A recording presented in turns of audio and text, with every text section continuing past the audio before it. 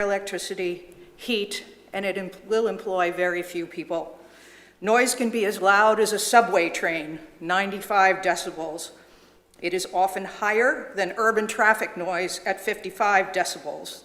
It operates 24/7. Daytime noise may not be a problem, but what about nighttime noise? There are two types of noise: mid and high level frequency broadband. It is possible to abate that, but costly. Low frequency hum is the other type of noise, a constant eerie whir, which is not well abated and often the source of complaints. Consider electricity demand requiring additional infrastructure, which may include visually offensive and EMF generating high voltage transmission lines and towers. It takes 1,300 feet to either side of a high voltage line to dissipate the EMF back to normal background levels. Is my electric bill going to pay for this? Finally, the heat. You know the heat your laptop generates. Imagine cooling the vast data center and moving all that heat to the ambient atmosphere. Anybody think of that? Let me give you some statistics. Myrtle Beach Data Center, built 2023 by DC Blocks, 27 acres for 5 cables landing. The data center, 40,800 square feet on another 21 acres in a dedicated 460-acre technical and aviation park, and it sits along a 2-mile-long runway. In Manassas, Virginia, a 2020 build. It's surrounded by homes. The AP reports in 2024, over $30 million of additional monies have been spent in noise abatement, and the constant whir still exceeds 60 decibels. It requires 1,900 megawatts of power. The build included new high voltage towers and transmission lines. Is this data center being put in a suitable location in the middle of Palm Coast Town Center? What are you going to do to protect us from this eyesore? Thank you for your comment. Next speaker, please. Yes, sir.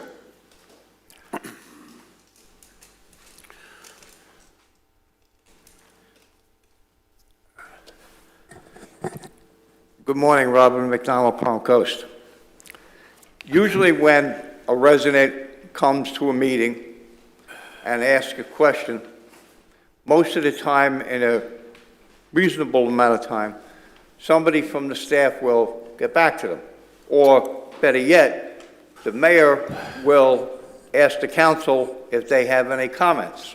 Well, last week at the meeting, I raised a question, and I thought it was a pretty important question because Jason DiLorenzo had done this excellent presentation of the new Airbnbs, but nobody seemed to answer my question: who's going to do the inspection? Because by law, in the state of Florida, if you open up a business, everybody gets a piece of you. Plumbing, electrical, building, fire, everybody gets to do an inspection. So I asked last week, who is going to do the inspection? But more importantly, who's going to pay for the inspection? Because generally, the inspectors are not city employees. They have a contract with the city, but they're not city employees. I own an electrical company. I commit to doing all the new electrical inspections in the city. So maybe we can get an answer this morning as to who's going to do the inspections, because you can't pass them off on code enforcement because they got more work than another lifetime. So I need to know who's going to do the inspections on every one of these new Airbnbs, plus the ones that are already in business. Are they going to be grandfathered in, or are they going to have to be following the new rules? I would hope that they're going to have to follow the new rules. But I want to know this morning, who's going to pay the bill? Is it going to be a fee that goes right to the city, or is it going to be a surprise and put it on the back of the taxpayers? Because that seems to be the way that things get done here. They vote on it, and even though there may be objections by the residents, it still gets passed. So if the city council is going to do this all on their own, and they're not going to let the residents know, something's wrong with that picture. So I'd like somebody today to answer my question, who's going to do the inspection, but more importantly, who's going to pay the bill? Thank you for your comment. City Manager, you have that? You just follow up. Thank you. Sure. Next speaker, please.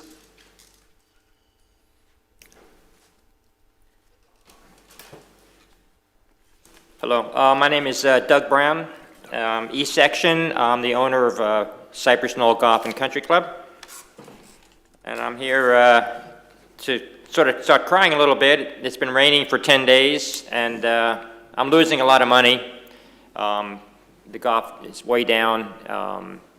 Oh, wait a minute, you guys own a golf course too. So you guys are losing a lot of money too. As a matter of fact, in 2023, last year, you guys, the city, and everybody out here, we all lost on Palm Harbor Golf Course $436,000 in 1 year, $46,000. Now, what does $46,000 mean? Well, there's about 50, at Palm Harbor, there's about 50,000 rounds of golf played. That doesn't mean, so a golfer who plays a round of golf, say he plays 2 rounds of golf a week, he plays twice a week, okay, that counts as 100 rounds for that one golfer, because he plays twice a week and he plays the whole year, so it's 100 rounds. And if we lose $436,000, that means that the city is subsidizing that one golfer who plays 2 rounds, and there's many golfers who play 2 rounds of golf, $900 for him to play golf. The 90-some thousand people who don't play golf, they're subsidizing this golfer $900. I don't think that's fair.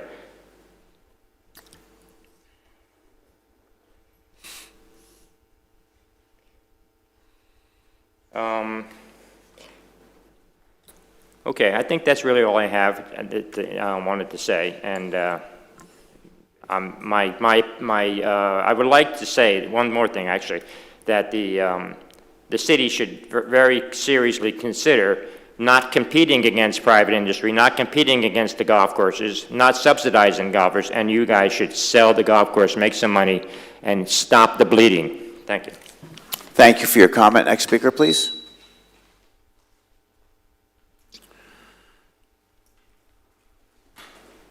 Good morning, Jeffrey Seib. Not everything is a hot button issue, but this is important.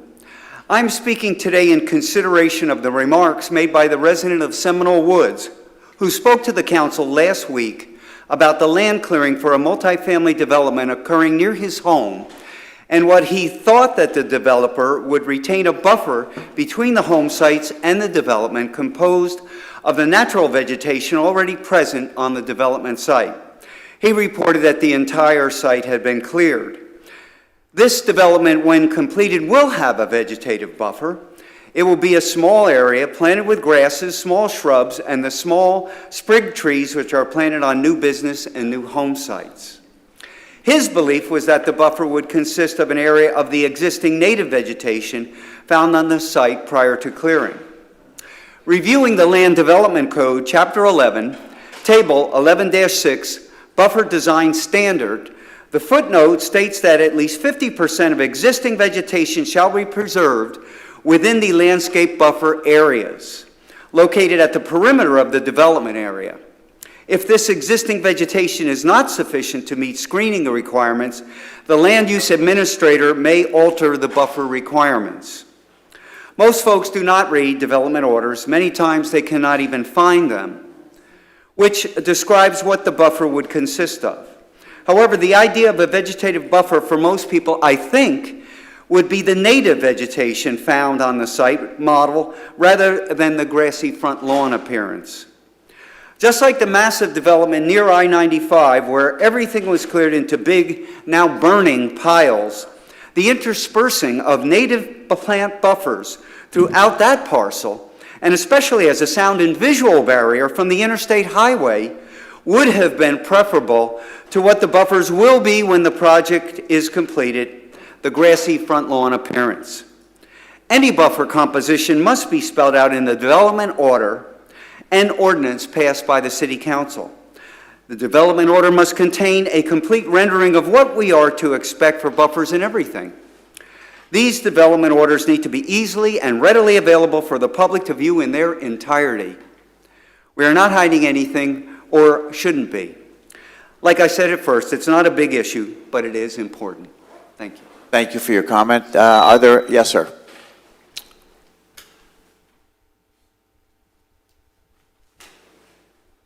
Steve Carr, Palm Coast. I want to say I appreciate Councilmember Ponetera work on the comprehensive plan and also on the charter, because residents of Palm Coast need some protection. We really do. Things get changed, and we end up without protections that we thought we had. When I think about the Founding Fathers and what they had set up and how they set the protections up for the residents of Palm Coast, and then all of a sudden things are being changed, and we don't have the protection we thought we did. But beside that, we talk about growth all the time. We can look at all kinds of examples from other places that grew too quick. They grew fast. What were all those problems that they had? Why haven't we learned from them? Insanity is doing the same thing over and over again and expecting a different outcome. So if other cities are expecting rapid growth and they're learning about problems and everything else, why do we have to get the same problems?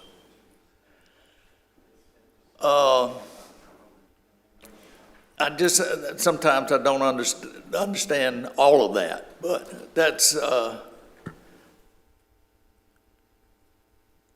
okay. I don't know. I'm just trying to get some quiet for you. Go ahead. Okay. So, all I'm saying is growth is great, but do we want the problems of a city like Chicago? Do we want the problems of a city like New York? Do we want the problems of a city like Los Angeles? They grew quickly. So what are we really reaching for when we grow really super fast, where we're not taking care of the residents as we grow? Okay, thank you. Thank you for your comment. Are there any, yes, sir.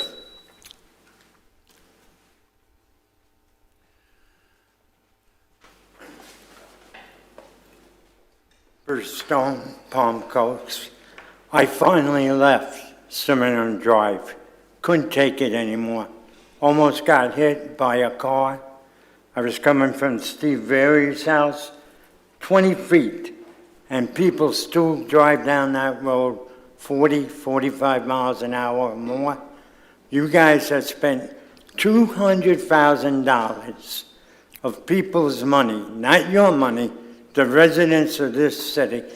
And Teresa, I know you're trying, but you had a lot of blockheads on this council that wouldn't let you do this. Also,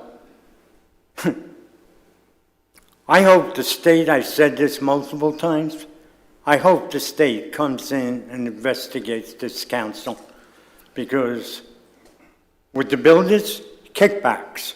Multiple people said kickbacks. That's a felony offense. Felony offense. And also, it's great. We moved on the street right off Sesame Boulevard. It's fantastic. People have respect for the drivers. They have the respect for the walkers. And the police are out there all the time. You guys need to clean up your act. Ed, I know you really tried hard for the senior citizens, and I appreciate that. Thank you very much. Next speaker, please. If there are no other speakers, I will close public comment and come back to the dais. Any comment? Well, just one. Ms. Brown brought up emergency lighting in rental homes. And I'm wondering, I think that's something we should possibly look at. I'm wondering if we're going too far on that. I don't know what the legal requirements are, but, you know, like if your lights go out, your electricity goes out in the middle of the night, you're probably going to sleep. You don't need a light to shine in your face. You're in a home with windows in every room. It's not like you're evacuating a hotel or a big building or something. So I think that's something we might want to consider looking at. Maybe we're going too far with Okay. that requirement. Just a suggestion No, for down and the road. I'm not sure this is the right agenda moment for that, but would you make a footnote, Counselor, if there is some legal requirement, just so that we're aware when we get to that point? So, yeah, of course, we should. Yeah, it we just should seems relook like, at that, yeah. seems to make a lot of sense to me Understood. that we look at that. Okay. Go ahead, Teresa. Councilwoman? So I'll respond to that. I was thinking about that because we had a lot of comments on both sides, and I think myself and Councilman Clufus made the comment that, you know, that was important to us because of the prevalence of hurricanes, and a lot of people who visit are not used to what to do in hurricanes.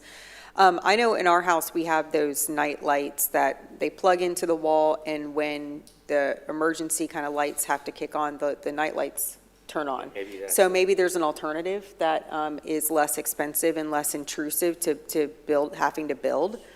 So I think that we should just maybe explore alternatives. So we have a shot to rediscuss it, so I gave, Yeah. council will make Yeah. sure that whatever legal requirements we're aware of, and then, of course, we could absolutely talk about that. Good. Yeah, so I Good. think just Yep. keeping alternatives in the back of our head.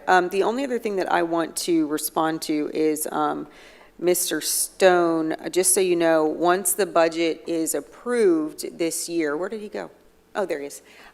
Once the budget is approved this year, we'll be able to make those safety improvements that we did budget for. So sorry that you had to leave Cimarron Boulevard, but unfortunately, as a government entity, some things take time. So we as council did approve the budget for the safety improvements on the roads, specifically Florida Park Drive and Cimarron, and we're going through that budget approval process now. So we've got one more read, and then we'll be able to put those strategic action plan priorities into work and actually see those safety improvements come to fruition. So Mr. Carr, I know that's another thing that you're concerned about as well.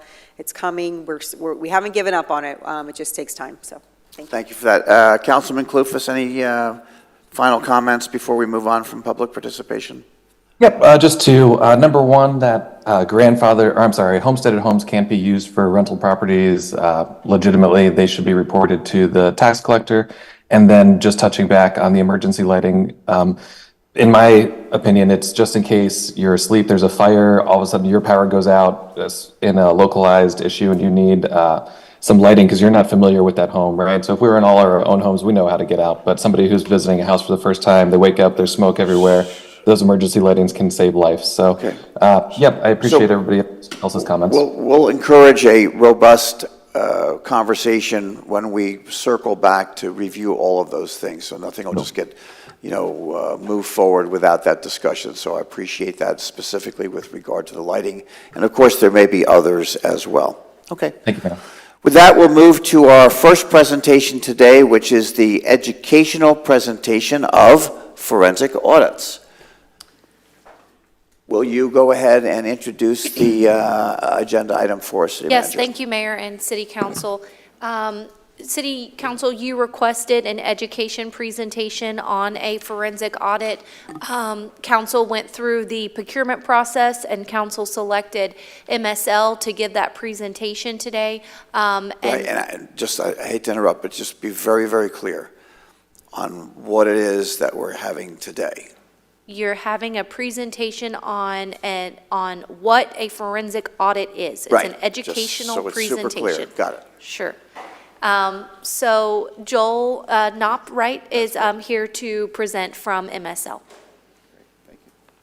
I'm sorry, your last name? It's Knopp, Joel Knopp. Knopp. Yes. Good morning, and Thank you. please proceed. Yeah, pleasure to be here, Mayor and council members. And, this presentation is educational. It's not to direct you in any specific or with any agenda in mind, but just to provide some information specifically on forensic audits, but also other types of engagements that are available for governments to use to accomplish specific purposes.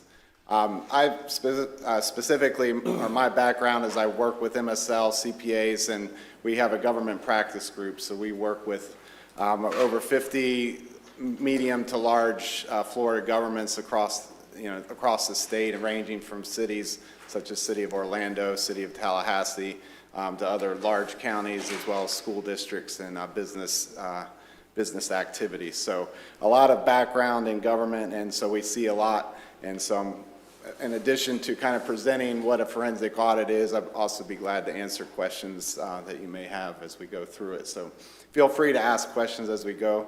But I did want to. And if I, just before you get started, sure. again, just as City Manager, just by way of introduction, so there was an RFP for this presentation this morning, which was conducted by staff, correct? No, the RFP was conducted by staff. Right. But city council was the selectors of the firm. Right, okay, and that's where we are right now. Yes. And this is the winner of that process? Yes. Okay. Great. Congratulations. Thanks. All right, so really as it relates to the agenda of this presentation, just want to kind of go through what a forensic engagement is. We see that term forensic audit tossed around quite a bit in the government circles, so I want to kind of go into what that means from a professional standards perspective, also discuss other engagements, and then provide some factors for council to consider when choosing which engagement fits the city's needs.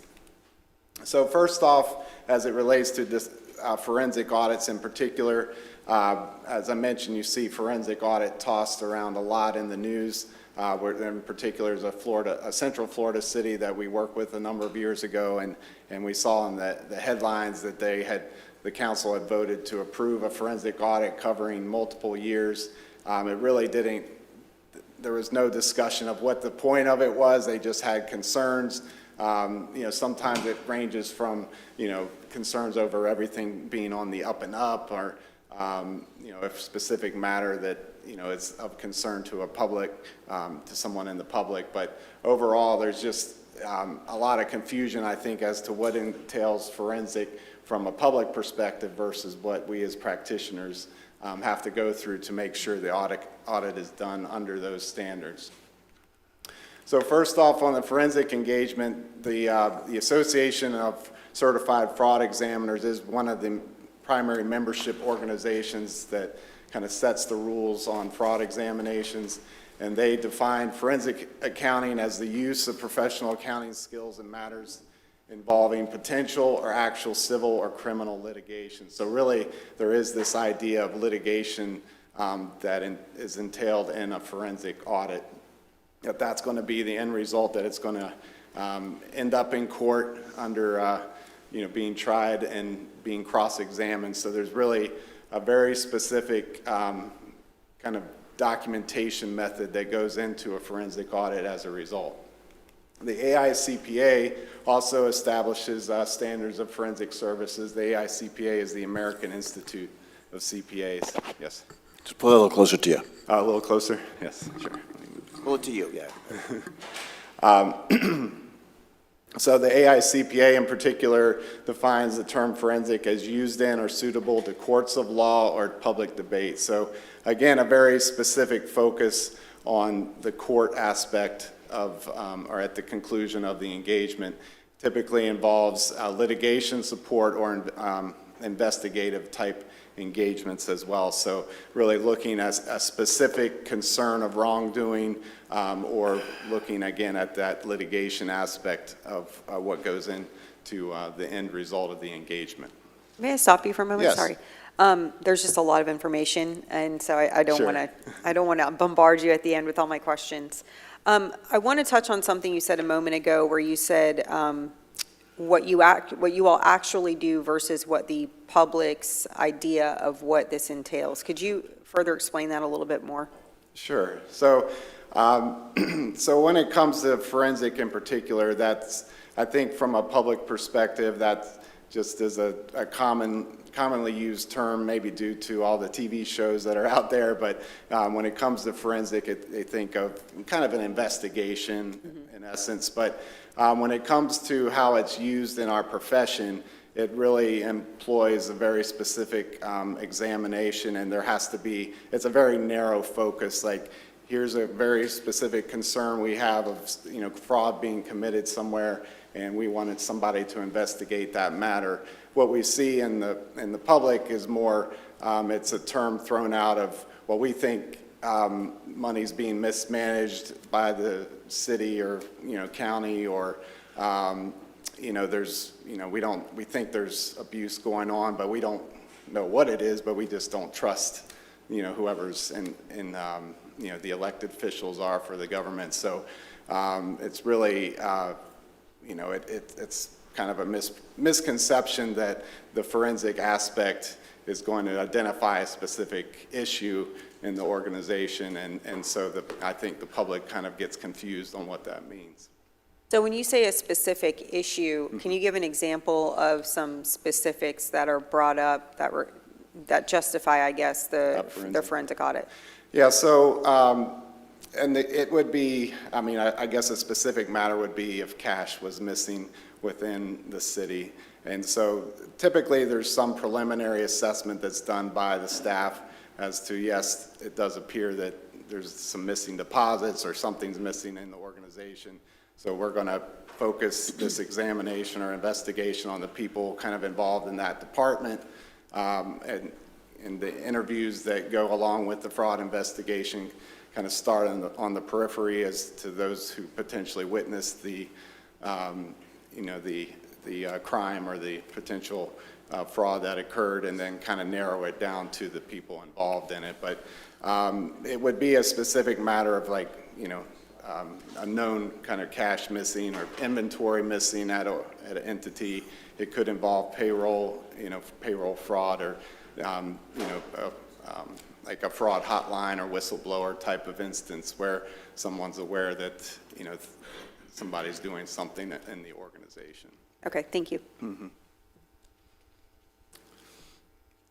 All right, so just to kind of continue the fraud examination idea, there's really kind of 5 elements that go into the methodology, which I'll run through very quickly here. But again, the fraud examination assumes litigation is going to be the end result of the engagement. So there's really that focus on the documentation and how it's obtained, really establishing or keeping the rules of evidence in mind. Also act on predication, which means there should be a factual basis or good reason for any investigative step that's taken. So it's not just let's do these procedures just because they sound good, or we think that we should cover this department or whatnot. There should be a very specific reason for going, performing a specific procedure that you're trying to identify kind of the root cause of a potential wrongdoing. So when you're doing it, when you initially kind of get a case, at what point in that investigation do you make this determination that there is or there is not a factual basis that you can articulate to go further? Well, that's very dependent on the circumstances, but if for example, the engagement didn't begin with a specific act or a suspicion of wrongdoing, then typically it would be, performing a set procedure that, counsel or whoever wanted performed to look at a specific area, test certain transactions, for instance, and then if fraud was kind of identified within those procedures, then it would be, brought to the attention of, the governing body or whoever engaged us as the auditors, and then really the new scope would be set as to, doing that further investigation. So it really depends on what was found. I think, certain types of engagements, we've done engagements where there was a concern of wrongdoing, a lot of interviews, a lot of investigation, and then the end result is that it was just, a miscommunication within the department, or, maybe somebody was a little overwhelmed with their work duties and wasn't able to keep up. But at the end of the day, there wasn't anything to speak of. So in that particular instance, it was quite a bit of investigation done with really no benefit at the end of the day. Whereas, potentially it would have been better to start with a broader scope of let's examine the, kind of do an operational audit of some sort to look at the procedures entailed and see if there's an issue that came up from it. If I may, your question, just so I can follow along. So what you just said, now you've said it twice now, just differentiate that for me from our regular annual audit. Their annual financial audit? Yeah. Yes. So, yeah, the financial audit does look at controls over financial reporting, but it's all in relation to the numbers reported on the financial statements and that they're fairly stated in accordance with accounting principles. So it's a much higher level of assurance as it relates to, looking at large dollars of the organization, and it doesn't get into necessarily all the details of the specific controls and processes of the organization. Now, I'm not saying those processes aren't considered, and they are looked at to some degree, but it's not a deep dive, I would call it, on those processes and controls. So, yeah, there's not the same level of detail, I would say, is kind of the main difference there. Okay. Yeah. So if we don't have a defined scope, because we don't, Right. this is an inquiry prompted by concerned residents about accounting in general of our finances. Sure. So what I'm trying to kind of ascertain is specifically on this acting with predication piece of it. If we were to tell you, go ahead and look at all the entire picture, all of it, at what point in that kind of very high level, well, not high level, but broad investigation, would you be able to determine we can't articulate a factual basis to go further? And I only ask that because I'm trying to figure out how much this is going to cost us. Right. Well, and I was going to get into that a little bit later Then in do the your thing, yeah, presentation. sorry. Yeah. Because I know that was the primary question you wanted to address. I think what Councilwoman Pontieri is trying to say is we have a political issue here. Right. Of trust from a group of citizens who basically just don't trust us. Right. And so there's nothing on the surface that we can point to and say this is a court case or this is, Right. It's really a matter of trust. And so that's kind of where we have to go with this. Sure. Yeah, and you'd mentioned another city that you had done an audit to. Was it a trust issue with that city? Was it similar to ours? Yes, I would say that was the political climate there, is that there's a lack of trust. I mean, it can happen when there's a lot of changeover in city personnel, for instance, or in the, elected body. And of course, the public has certain perceptions as well. So it's, it's not uncommon, and it is, I think, you all, I would compliment you all on, in really this effort to kind of pinpoint what's the effective type of engagement that will benefit the city and kind of hopefully restore that public trust. Well, right, either, show the transparency, restore Right. the trust, or if something was discovered, deal with it. Right, exactly. Great, terrific, Yeah, thank yeah. you. So I think I've kind of hit on the forensic side of it. It does entail, as I mentioned, kind of that litigation aspect. So I do want to talk briefly about some other types of engagements that can also be of benefit, that could potentially kind of address some of the concerns within a government, particularly the attestation engagements. So those, while not considered or called a forensic engagement, they are the result of an examination or audit of a specific assertion by management or a specific compliance matter. Agreed upon procedures is also a very widely used type of engagement where city staff or, the council would set the specific procedures that they want performed, and the auditor performs those procedures and reports on the results. Consulting engagements as well, those are much more flexible but don't necessarily result in a report issued. And then accounting and review services, I would say those are probably less assurances involved with those, is that they're more analytics and inquiries, so not as much detail analysis. But the attestation engagements in particular, provide quite a bit of flexibility as to what can be looked at for the city. So I guess as it relates to the, some of the issues you were talking about, the reasons for a government engagement as it relates to this type of service, you mentioned the public perception issues. They can be also a result of a legal or compliance as it relates to a state statute mandating a particular type of audit. The changeover in key personnel management or governance can also cause or be a good reason to do this type of look or kind of look on the entire city. Evaluation of operations, policies, and procedures, and then the identification of fraud in particular. So these are all kind of things to consider.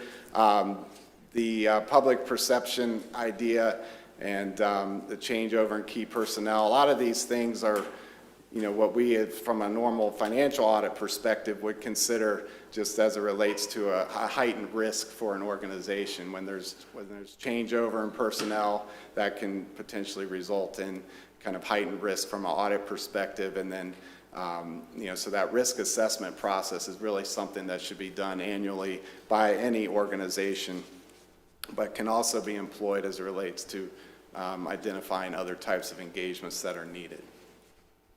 Just a question, do we do that now? Risk assessment? Annually? You perform external audits also, right? Yes. So risk assessment is part of the annual engagement with external auditors? Yes, that's. So I would say yes, sir. It is, yes, it is part of the entity-wide controls that should be in place by any organization. What you see from an internal audit perspective, though, is that typically is a much more in-depth process, looking not just at the financial side of things, but also operational types of, you know, departmental operations, looking at efficiencies there. And employees probably more, a financial audit risk assessment looks more at the finance operations alone. You know, the overall risk assessment under an internal audit would probably go more delve into those other departments of the city, looking, you know, asking the key individuals kind of what concerns they might have in their particular department, or, you know, if they see elsewhere outside of their department. So those are kind of some ways to, you know, employ that risk assessment. Now, the specific question that was raised and you've already brought up is as it relates to the audit of the organization and doing kind of an organization-wide type of audit and identifying efficiencies and what would that cost be. So this is kind of getting to the crux of the matter, and I think some of the key elements that I think need to be considered are, you know, when you're talking about an organization-wide audit, is what specific processes do you want to be reviewed? How are you going to identify those processes as to what's going to help kind of restore that trust? Are there, you know, key departments that have been identified by the public that they're concerned about? Maybe it's not even on the financial side, but it's more the performance metrics that the city's reporting. Are there concerns over the accuracy of that data? And so those are all elements that can be considered. What is the level of cooperation anticipated? You know, what is the goal of the engagement, and is there a budget for the engagement? So all kind of factors to consider. Now, some examples. We talked about the risk assessment, and really I think the risk assessment, while it is entailed in the financial audit, I think it can be a very good starting point as an organization. We see this for organizations that have a standing internal audit department. This is pretty much a standard procedure where they'll talk to various individuals in the city. They'll maybe talk to the members of the public. They might talk to elected officials for the government, and really try to identify where those concerns are in the organization, and then come back, develop kind of what those, where they see those risks, develop some potential projects that could be used to, you know, kind of alleviate those concerns, and then kind of develop a budget off of those projects. So I think the entity-wide risk assessment is kind of a, you know, really good place to start. And then just as an example of some dollars associated with that, We've seen risk assessments done for around $15,000 for a smaller organization, up to $45,000 for a more complicated organization. And then some of the projects that resulted entailed capital project testing, review of sales tax, purchase card process and transaction projects over a number of years. Those were around $36,000, and then a fleet maintenance inventory as around $18,000 as just an example of delving into specific areas. But I think, again, the risk assessment can kind of point out those types of projects that you think would be useful for the city, as opposed to doing this broad brush, like organization-wide approach. I think the, kind of developing that risk assessment and then going into those specific areas to address those risks is kind of a good place to start, so. With regards to the risk assessment, is it just financial or is it also operational? It's both, yes, Okay. both financial and operational. And the finance would definitely be a component of it, but it could also entail looking at performance metrics by other departments. So if there's a concern maybe in utilities or public safety as to the numbers they're reporting to the public, it can be looked at, that data can be looked at as well. So it can employ kind of some of those operational elements as well. I'm thinking more of efficiencies. So looking at organizational charts, things like that, making sure there's efficiencies within departments. Is that something that is covered by the risk assessment, or is that something different? Well, I think it would be part of the risk assessment idea, or like the plan, I guess. But as far as a project in particular, looking at those efficiencies, that would be kind of a defined project that you'd want to, kind of delve into, what you want to accomplish through that. But yeah, looking at efficiencies within the organization, again, I would focus on the departments that are at, of higher risk, to start with. Well, I guess that's my issue, is I just don't know at this point. So, Right.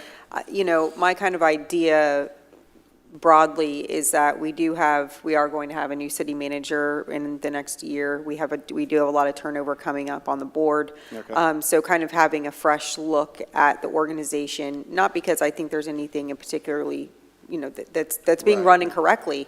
So I can't pinpoint anything. I guess that's why we're asking for a third party with fresh eyes to look at it and say, are there some efficiencies that we can improve? And at this point, I don't know that there's a certain department that we have pinpointed. So would an entity-wide risk assessment, or could we narrow that scope even a little bit to say we want to look at operational efficiencies with this risk assessment? Is that a possibility?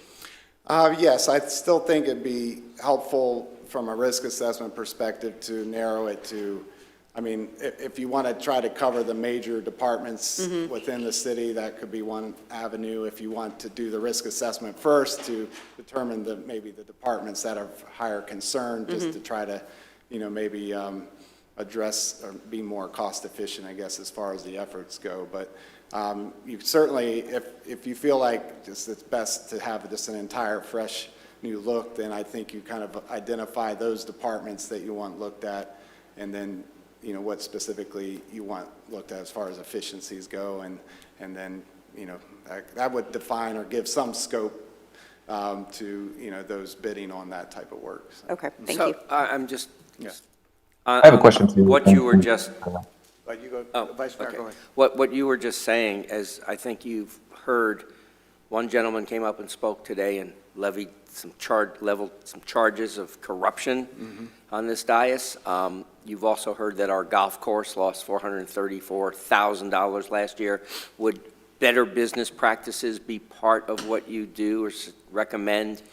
Yeah, I would certainly include that in the RFP as like that part of your goal is to, hear recommendations on improvements and efficiencies on whatever areas are looked at. So if that incorporates specific departments, certainly a golf course, could be looked at individually. Or other entities that we have and manage. Right. Your job would be partially to help us do it better. Right. Thank you. The other comment that was made, I think the purchasing process, that could be something that's looked at very specifically in compliance with, the city's policies regarding Florida statute regarding purchasing and how, it could involve a selection of This of could really be contracts an and that sort of- educational exercise for our staff to just learn some new tricks on how to do stuff better, That's true, yes. which I think we all need Yeah. to learn at times, all of us. So, Right. thank you. So, Councilman Clufus? Yeah, I find it troubling that we're starting to conflate the terms efficiencies with forensic audit, though. So, I mean, so you're saying essentially you could look at a business practice that we have, let's just say the golf course, for example.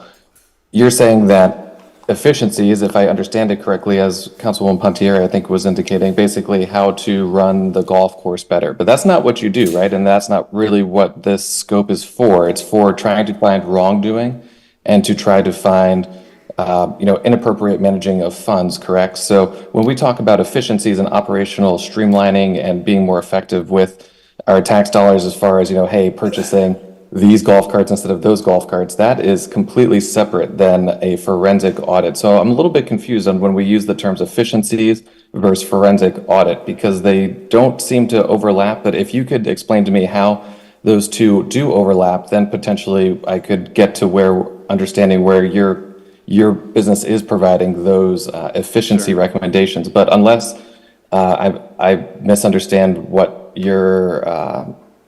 what you guys actually do, it's first finding specific wrongdoing and looking at accounting practices to make sure that everything is on the up and up. So is it not, or is it a combo deal? Because those are two very separate things on, hey, there's wrongdoing here because they were pocketing money when they said they were buying the good golf carts and they weren't, versus, hey, maybe they should have gone with the gas carts instead of electric carts. Those to me, efficiencies versus forensic audit, are very separate things. But can you explain to me how they would overlap?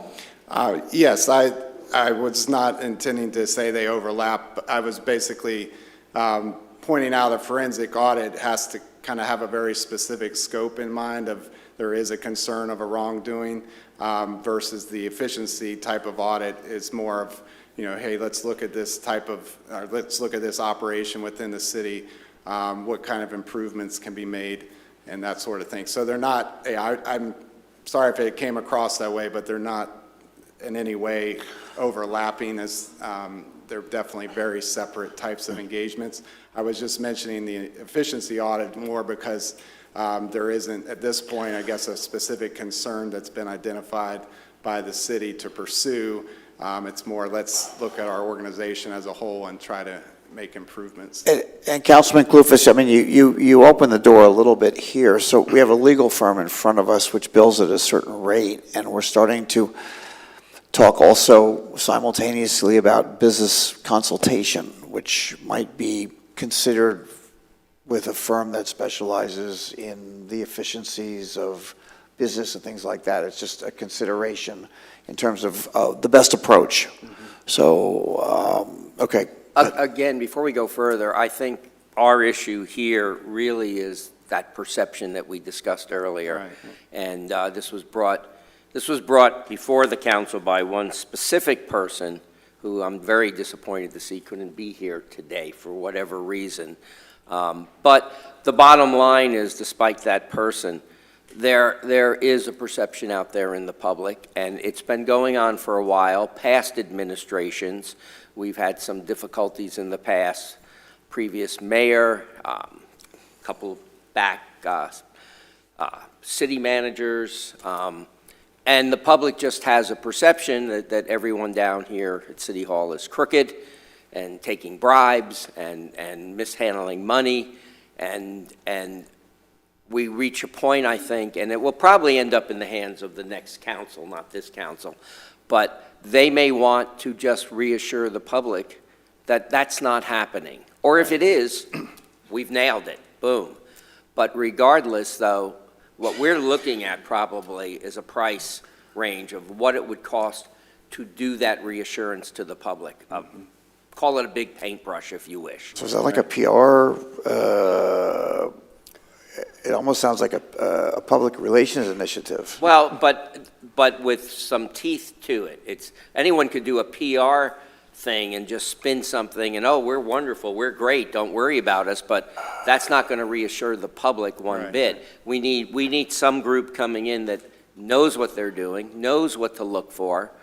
Basically you'll be turning over every stone, looking under every rock to reassure the public. I think that's what we would have to do to make this worthwhile, to get that perception. Now, again, that will be up to the next council, no doubt.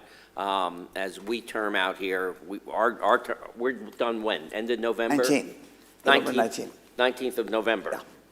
So, but it's important today we have a ballpark price for this next council on what this would actually cost, because they're the ones that are going to have to deal with that perception down the road. It's not going to just go away.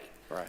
So that's kind of where I think we need to be headed here. So if I may, I look at it a little differently. I think that we have to start from somewhere, right? And so when I'm looking at the options, what I'm hearing from you is that the best option could be to do these risk assessments first, whether or not that's with a broad paintbrush, as Vice Mayor stated, which I don't know if that's possible to do an organizational-wide risk assessment, you tell me if it is, or if we need to pinpoint certain funds. So in other words, to me, if we're going to really look at mismanagement of money specifically, I would go to the Capital Projects Fund, because that's where all the money is. Okay. And money comes in and out of there from a lot of places. We get grants, appropriations, things like that. And those were that's where the big dollars are.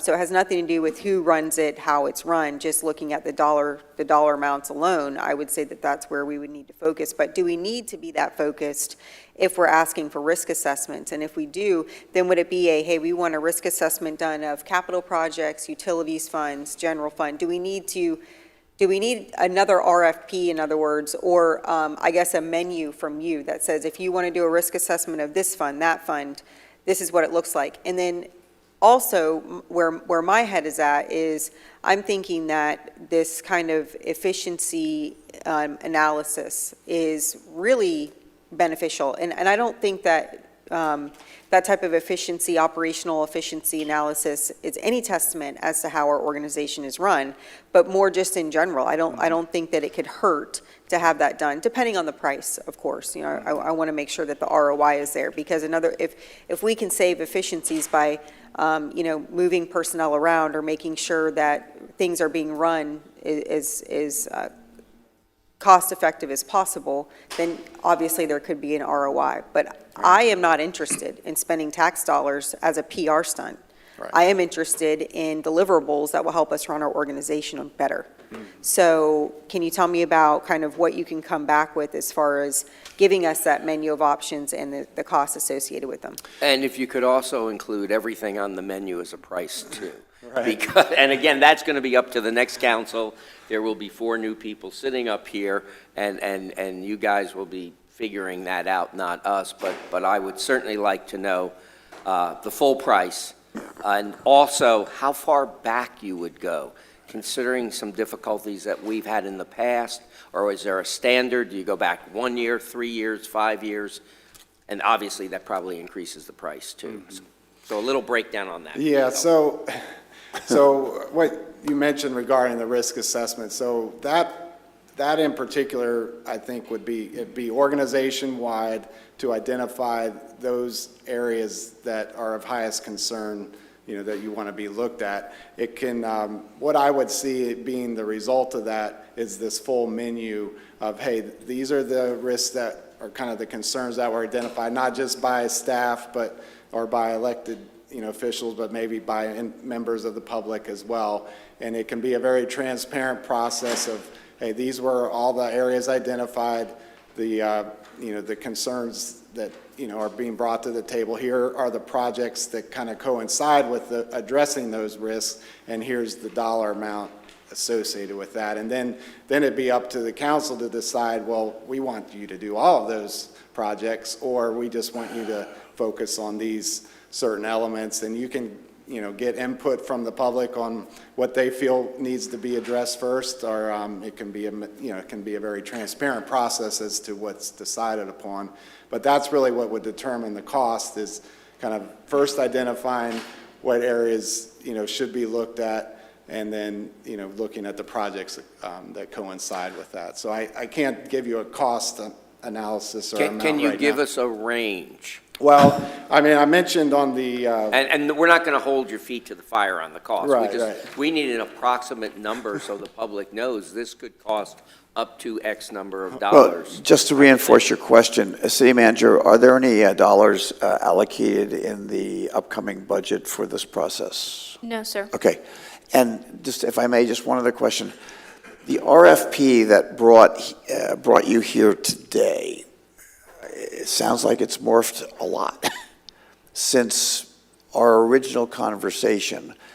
Maybe not a bad thing, but are we asking for something quite a bit different, or certainly much more broad spread than we had originally talked about? I don't know the answer to that. Yes, Mayor. You are, and to go through the proper procurement process, we would have to identify a scope, what you're asking for, and then go get other vendors' quotes on performing these services as well. So all of that would need to come back to you for Okay, consideration. but back to the Vice Mayor's question, can you put some corners on this box in any way? Or Well- if you can't do it numerically, can you give us a way to think it through? yeah, I mean, as it relates to the years involved, again, like as far as the look-back period, that's going to be all up to, what's decided upon, whether the concerns go back several years in a particular department or just within, typically you look at it on an annual basis, I would say. Well, let's just say hypothetically, we go back 5 years. Right. And you're doing the broad brush, because again, I think, and again, it's up to the next council. They're the ones who are going to have to find the money from the reserves or wherever, since it's not in this budget, or do it in a budget after that. But just an approximation on a government and a city this size to do the full TV forensic audit, for Right, lack of a right. better term, right? Because it's like on a TV show, it's let's do a forensic audit, Yeah. and then 3 days later, there's the audit, and Well, boom, boom, boom. But right, we right. know that's not how it works. I mean, just as far as trying to put some sort of parameters on it, I would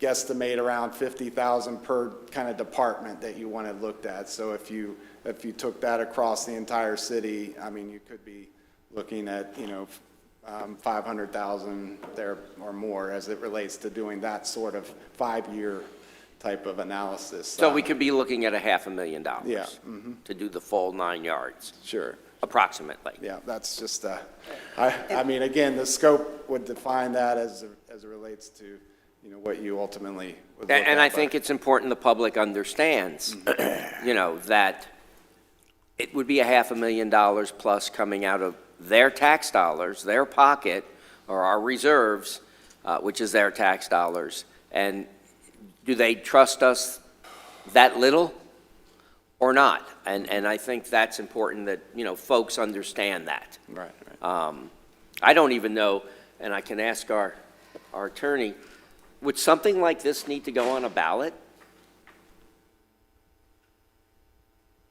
I don't think so. Or would we be wise to put something like this on a That's ballot? for us to decide, but Yeah. it could, certainly. So to answer your question, there's no legal requirement that it has to go on a ballot. So a future council could, though, of their choosing, decide to let the public decide that issue. In your fact-specific question, yes, that is a possibility. Okay, that's another option for a future council if it came to that.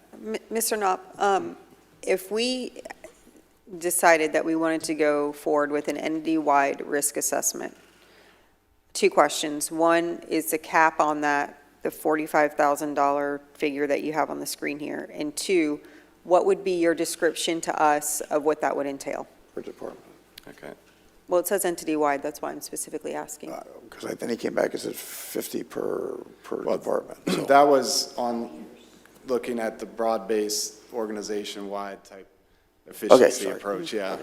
If you could actually speak to the deliverables of Councilwoman Pontieri Yeah. request, like what would you actually deliver us? You could do that, the full assessment. What does it look like when you hand over the report? Yeah, so the full assessment would basically indicate what the process was that we went through to kind of identify the risks of the city, who we interviewed, that sort of thing. And then based off of that, we would provide that menu that we talked about of, hey, these are the kind of the higher risk, we'll probably assess it kind of at the higher risk, the medium risk, low risk type of, either departments or operations within the city, and then identify the projects that we would recommend related to addressing those risks. And from that, then it would, there'd be a price tag attached to them. As it relates to the cost that you indicate, I would think the $45,000 would cover a risk assessment, a full risk assessment of the city to kind of identify those areas. Can you send us one? Sure, an example, yeah. And then my follow-up question is for city manager. If we, as council, decided we wanted to, generally speaking, have this entity-wide risk assessment, because to me, I don't think we can make any decisions on what is required or what is reasonable without doing that first. That's just my opinion. Will we have to go out to RFP for that? Yes. Okay. Councilman Clufus, before I put this out to the public, any questions or comments while I've got the speaker at the podium? Nope, I think everything's been answered relatively clearly. I still don't see the crossover between efficiencies and forensic audit, but the entity-wide risk assessment, I'm still not certain on how that would categorically enumerate what should be investigated if there is still no evidence of wrongdoing. So if everything came back, as we assume right now, since none of us can actually say we have a heightened level of risk from our purview on any of our departments, if they didn't find any either, and it came back flat across the board, I feel like these reports have to produce something. So if they didn't find anything, does the report just say we found nothing across the board? I don't think that is possible because they're trying to provide a product and a service here. But that's just my 2 cents, and take it for what it is. And I think, Vice Mayor, I think you bring up, a pretty poignant example, just one of, could be many, many. I'm just selecting that one. So when you get into an analysis of, as you had suggested, the golf course, just the valuation of what that means to the community starts to take you right into an area that becomes difficult at best to capture. I mean, it's a hard one, and I'm not this way or that way. I'm just saying that's where you get led to when you start doing efficiencies and wanting to improve the organization, certainly, beyond the auditing piece. And we get right into that. So, there's a lot there. There is a lot there. And again, what we're trying to do today is just get a range and an idea and pass it along. Agreed. Ms. Pontieri will have to deal with this with the new council, and, we're just throwing out thoughts and suggestions. But there is a lack of trust out there, and we hear it a lot, whether it's justified or not. I've never seen anything dishonest here. But that's not what the public thinks is what matters. And there is a perception of not just our city, but of government in general. People don't trust government. And when that starts breaking down, you get to a point where people can get a little over radical. Mm-hmm. I don't want to pay my taxes anymore. Why should I? They're just going to throw my money away. Who are they to tell me what to do? We hear lots of stuff, and that happens when there's no trust. So I think that restoring that trust, at least here, because this is all we can do is here in Palm Coast, I think that is a valuable thing that could be worth spending some money on. I do agree with you on that, Councilman Danko, and that's why I'm kind of leaning towards, I will just put it out there, I'm going to ask for consensus to go out to RFP for a risk assessment. I do want, though, Mr. Napa, if you could address Councilman Clufus's comment regarding if you do this entity-wide risk assessment and it does come back, everything looks good, there's really no reason at this point to go forward. First of all, has that happened in the history of you doing these? And second, is it broken down by department or fund or things like that, so we can actually see, hey, the utilities fund looks good, no need to go further there, but we may want to look into the impact fee fund. Right. Is it broken down that granularly so that we can actually digest what we should actually spend money delving further into? Sure. Yeah, so the risk assessment is strictly an assessment. It's not going to be the detail analysis of anything in particular. So it's, I would be very shocked if a risk assessment came back and no risk areas were identified.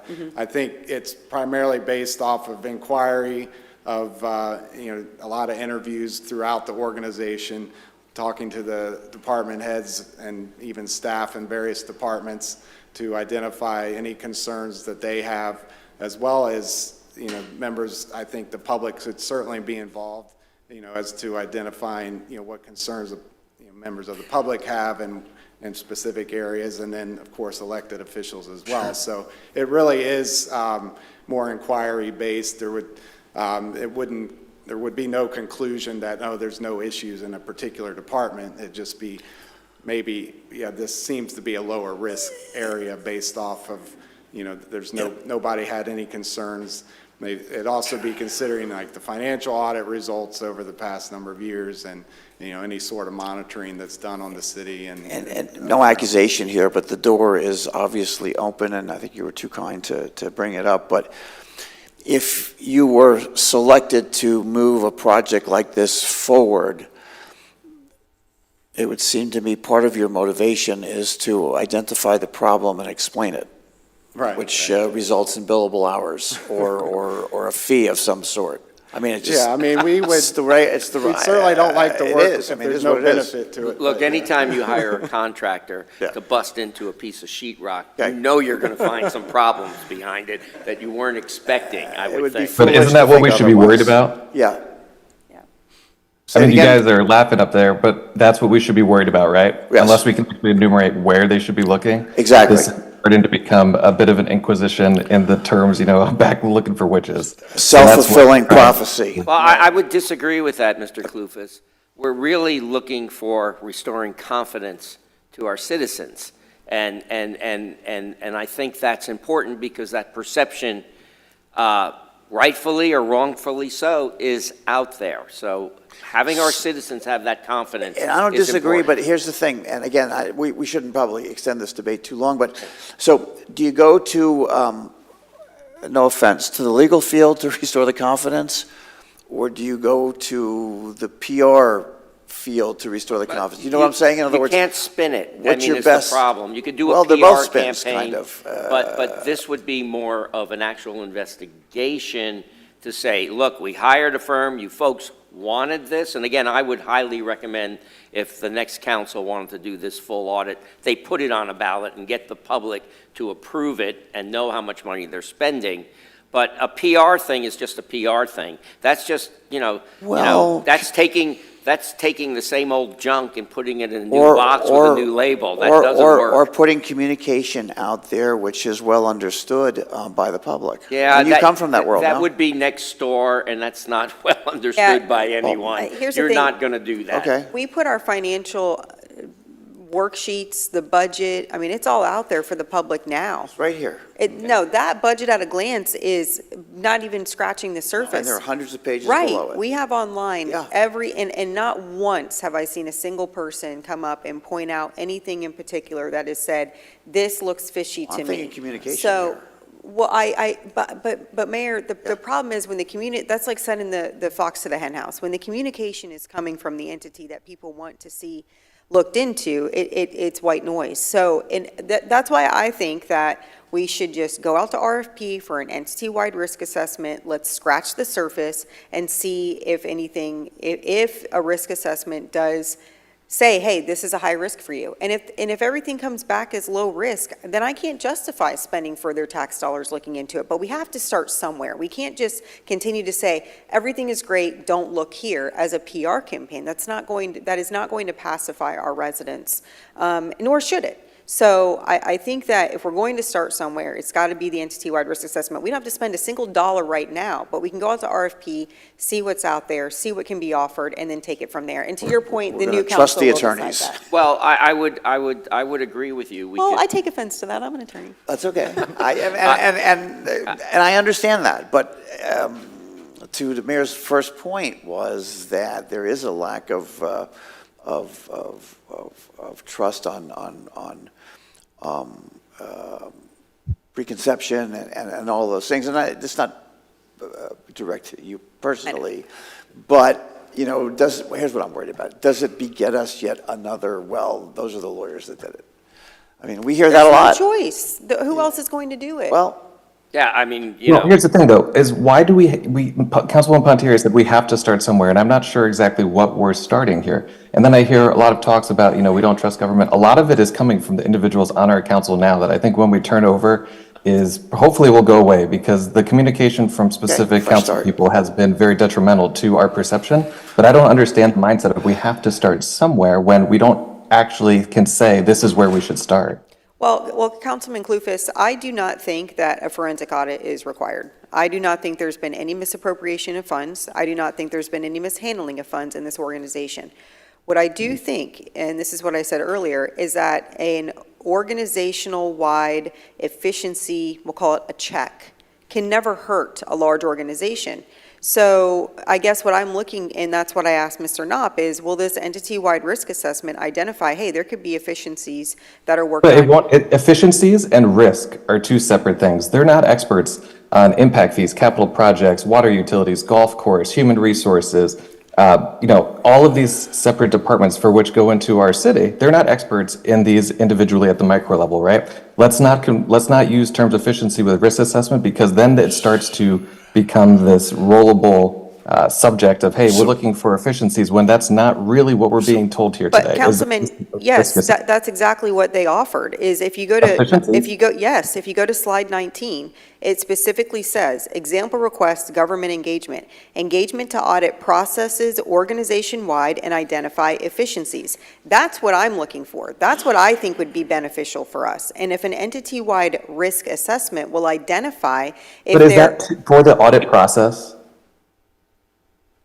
That's not the specific departments, right? So like we were talking about the golf course earlier. This is about the process for auditing us in the whole, right? Not that they're going to go in there and look at our golf course and say, hey, maybe we need 2 less cart people on the weekends, or 2 more cart people on the weekends, for instance. So if I may, just because this is an important discussion, City Manager, after today's discussion, and we'll go out to the public in a minute, what would be the natural next step? Is it to reformulate an RFP that's a bit more in line with today's discussion? Councilman Pontieri, is that kind of where you're thinking? Well, I could ask Mr. Knob, is that something that you're saying that your firm is capable of doing? Perhaps I misunderstood. When we talk about these efficiencies, I understand it at the audit process, but will your report come back and say, hey, you're potentially overstaffed in this area based off of our analyses for XYZ department? Well, yeah, again, the risk assessment would not say anything to that regard, but if it was determined that the city or felt that the golf course or department needed to be looked at as a higher level of risk and wanted to delve into the operational aspect of the golf course, I mean, we would, as a CPA firm, we would certainly focus more on the financial aspect of it, but also would look, you know, for what we could compare from golf course to golf course, like, for example, within the clients that we serve, and, you know, get statistics that would hopefully give some measure of comparability that you could say, yes, from a performance perspective, it looks like improvements could be made in these areas. So, I mean, that's something we could incorporate as it relates into staffing. I mean, again, that would probably be based off an analysis of comparable golf courses, you know, and what their staffing levels are, and you know, so that's kind of what I would envision as it relates to the golf course. Councilman, were you able to find an answer in there? Well, so just referring back to that slide, the efficiencies that you're talking about are, again, talking about the audit process for us at the macro level. Is that right? Because I just want to make sure I understand whether we're at the micro or macro level, because comma makes a big difference in there, but I want to make sure that we're expecting the same deliverables. Yeah, the risk assessment would be at the macro level, and then from there, the projects would be decided upon as to what would be, you know, that what you would want an auditor to dive into on a detailed perspective. And with all due respect, and again, I'm going to apologize again, my comment was reacting to what we clearly see as a, let's call it an anti-establishment feeling that we're all suffering from, and I just include the legal profession is a part of that establishment that we're reeling And again, against. the public doesn't trust us. We're part of this government. Do I trust our government above us? Hell no. I mean, that's just a universal feeling out there right now. It's a sad state that we've come to. I like Ms. Pontieri's idea of scratching the surface first. Okay. And again, she will be on that council. And I am all in favor of what she's recommending to start the process. Where they take it after we're gone is up to them. It's not going to be up to us. We may be standing out there during public comment making suggestions, but I think just beginning this and handing it over to the next council is not a bad idea. I just want to be very clear to make sure that myself and Councilman Clufus are on the same page. So do we need to do a different initial inquiry with regards to auditing processes organizational wide and identifying efficiencies? Is there a different initial step that needs to be taken in order to identify what departments may need that further analysis other than the risk assessment? I would envision the risk assessment covering that, so there would be no additional type of project needed for that. Okay, Yep. then yes, then my position, thank you for that, sorry.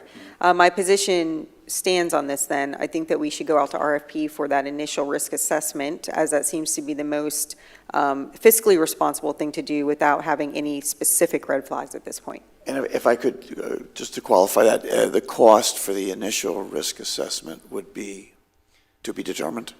Well, I think I mentioned the 45,000 is probably would probably be sufficient. It could be under that. I don't know. It kind of depends on 35 sounds better, yeah. Yeah. We'll get I mean, bids. that would be up to the respondents to the Okay. RFP. But Okay. from a budget perspective, yeah. Okay, I would fair think enough. that would Council, cover that. any comment at this point?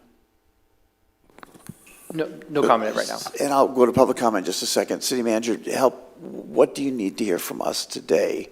Have we approached our staff to ask us for a risk assessment as well? On the council, we're looking for this risk assessment from a third-party source. Have we asked our internal staff, hey, give us a risk assessment on where, if you think that there was something like this occurring, where it would be? Is that a question to City Manager or Councilman?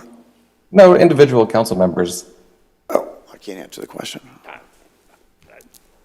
I can't answer that question. Good question, I can't answer it. Yeah, no, I don't think that, I mean, I haven't had any conversations specifically with staff. I know I've had conversations with city manager on, whether or not certain employees are, in the right departments or at the right levels, or if there can be better efficiencies with more boots on the ground. But I think that that's an inquiry that any business and organization should ask itself. I don't think that that's specific to us. That's just looking at efficiencies for any type of business. Sure, but But I for haven't. risk assessment, not necessarily efficiencies, but for risk assessment, or like we're talking here about trying to further find wrongdoing, have we asked for a rank to be given to each of our departments on where that could be occurring? Respectfully, Councilman, I think that you're hung up on the semantics of risk assessment equating risk with something negative when really we're just looking at whether or not we're vulnerable. And so I think if there are vulnerabilities that can be cured, that's probably more of the right term here. To me, I'm not looking at, are we at risk for fraud? I don't think we're at risk for fraud in any way, shape, or form, but I do think if we can cure vulnerabilities within the organization and save money and be more efficient, that's what we should be looking at. And Sure, Mr. Knob, risk and vulnerabilities and efficiencies are three very different things, right? The risk assessment is to further highlight where there could be potential wrongdoing. Is that correct, Mr. Knob?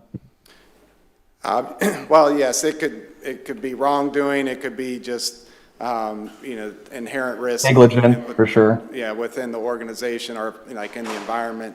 A fast-growing city like you all have here, there's certainly higher risk due to, the population growth and trying to keep up with things and keep staffing. Maybe some departments feel understaffed, so there's a higher risk of something going wrong.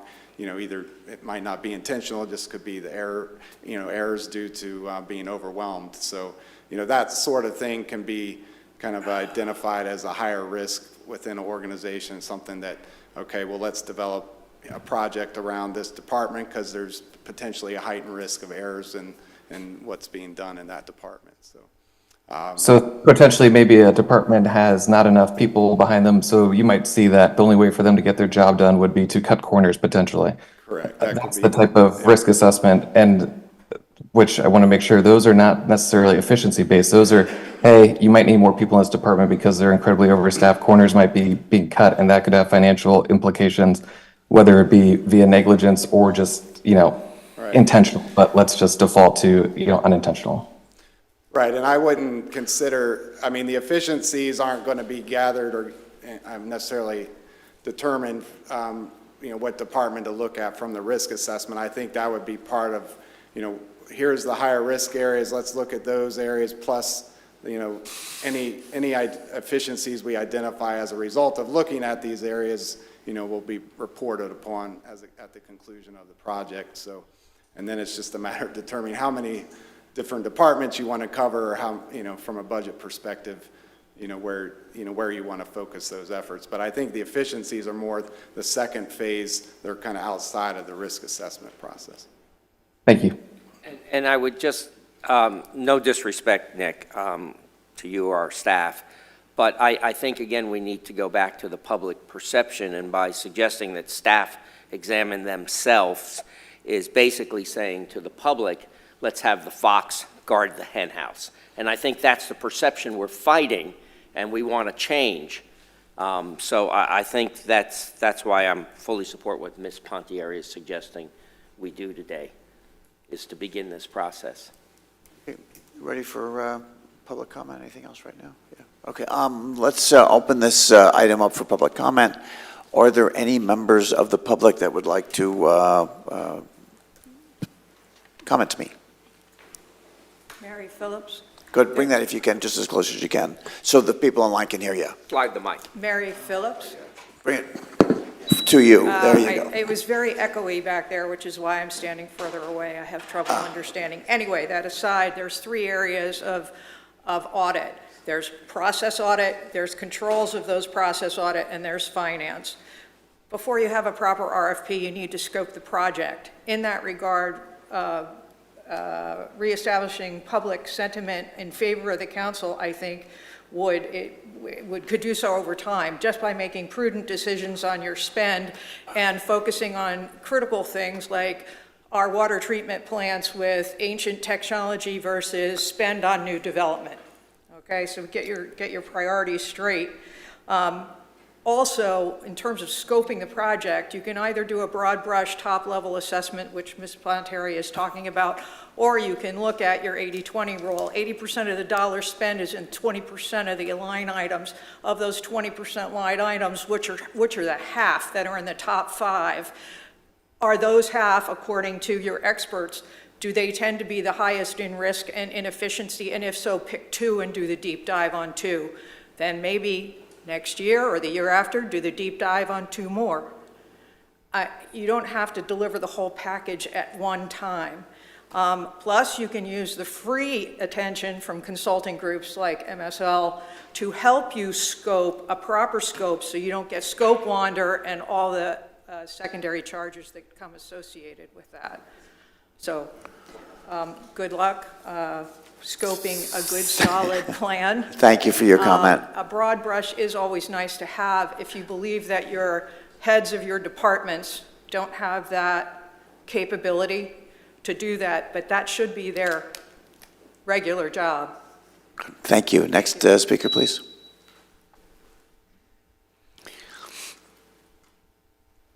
Hello, Jeffrey Saib. I was listening to this, and I'm just wondering if restoring confidence, as Councilwoman Pontieri said, just scratch the surface with the risk assessment would be enough to satisfy those individuals that are convinced that there have been criminal activities done.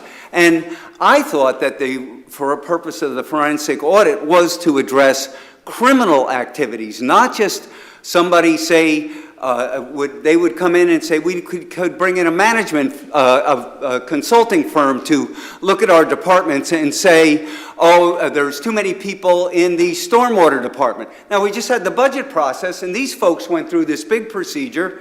Everything was down there about how many employees they got to have, about the budget for their department. So, I don't see where we would, the old days of you say there's 3 people standing around and 1 person in the ditch digging, that's an inefficiency. I don't know if we're at that point, and so I don't know if this would accomplish much of anything to restore confidence or to point out to us anyway that there is a better way to do the things that we're doing. I think, yes, modernizing our equipment, that's important, the waste treatment plants, but I think that's going on, and that's something that everybody should be looking into, especially the department heads of each of the departments, how to get things done better for less money. So I just don't see where we would get, what we would get out of this risk assessment, since I thought the forensic auditing firms were to look at risk assessment that there may be possible criminal activity.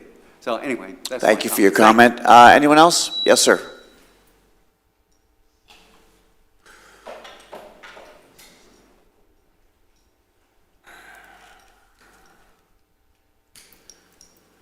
Good morning. Ray Stevens, Seminole Woods. I do have some experience in investigations, and it seems to me that you're putting the cart before the horse. You're seeking to do a criminal investigation before you even know a crime has been committed. I think that before you engage in a criminal endeavor, you should exhaust the traditional means, a traditional audit, because if money is missing, it's not always because it was stolen. It could be an auditing edit, an auditing mistake, an accounting mistake. It could be due to inefficiency, misplacement, et cetera, et cetera. So before you go into the realm of criminal investigations, I think we should consider, or you should consider, exploring all other traditional means. Thanks. Thank you for your comment. Either one.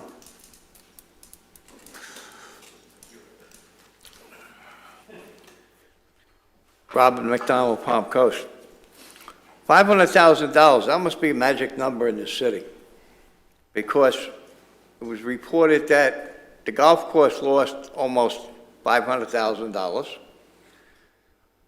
The cluster of musts at Holland Park with the splash park, with the splash fund, that cost us $500,000. Now the new tennis pickleball facility over here, that's $500,000. So $500,000 must be a number that everybody grabs out of the sky. Well, let's use $500,000. Well, I don't know that much about business, but I know that the city must be, and all the departments must be audited every year. So, like Councilman Danko said, let's go back 5 years. Why do we have to go back 5 years? The budget and all the department heads have to go through submitting their budgets, and somebody said, okay, everything looks good. Now, all of a sudden, because we have a few residents who said, I don't like the way things are being done, so let's order a forensic audit. Well, nobody said, and nobody's even answered how much this scratch the surface audit is going to cost us. It's going to cost us another $500,000. Well, other than Councilman Pontea, there's going to be, none of you are going to be up there when this all goes through. So, again, what is the bit? We didn't just wake up this morning and say, you know what, let's do this. No. Why don't we wait until the new council gets seated and let them figure it out? But more importantly, why don't we ask the residents what they think about spending another $500,000 to find out if something is dirty? Then if something's dirty now, it was dirty yesterday, it was dirty a month ago. So what is the big hurry to get this done? I can't see why we have to push this through now. And again, if we need to, let's put it on a ballot and let the residents vote, because this is our city. I mean, granted, we have the we're supposed to have the utmost trust in you, that you're going to make the right decisions and you're going to do everything by the book. Well, I don't know what the big hurry is about spending another $5 million. And do we have the $5 million to spend, or do we have to go more in the hole? Thank you. Thank you. Next speaker, please.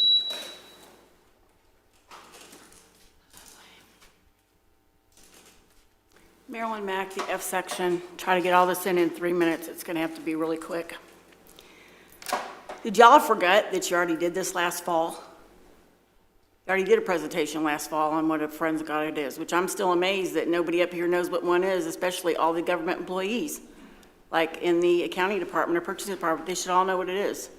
Waste of time, waste of taxpayer dollars for all this. It's a cultural issue, not a political issue. The procedures and policies that have been written for this city, just because they're written doesn't mean that they're right, or that they go by state or federal law. I've been pretty much already doing my own assessment over the last year. Again, I already have 26 years of experience, so I have more experience than everybody on this council and most of the staff, and it was in procurement. Your procedures for procurement are totally not right. They're not saving us any money. I've been here 12 and a half years. I've never seen that purchasing office ever save us a copper penny. I've said that before here. You forgot that you did the forensic audit educational presentation last fall. So it's just a bunch of games and word salad that we have up here all the time. It's pretty disgusting and it's really hard to watch anymore. We pay you to represent us and do the right thing, and that's everybody up here and all this staff. Let's see, what else? Oh, risk and fraud. What Councilwoman Pontieri brought up last Tuesday's meeting, very late, 4 hours into 11 o'clock at night, warrants a forensic audit because of what was found and what she presented. So why are we even having the discussion right now? And there's supposed to be a 5-year state audit every 5 years. This city has not had one. And it's not always about dollar amounts.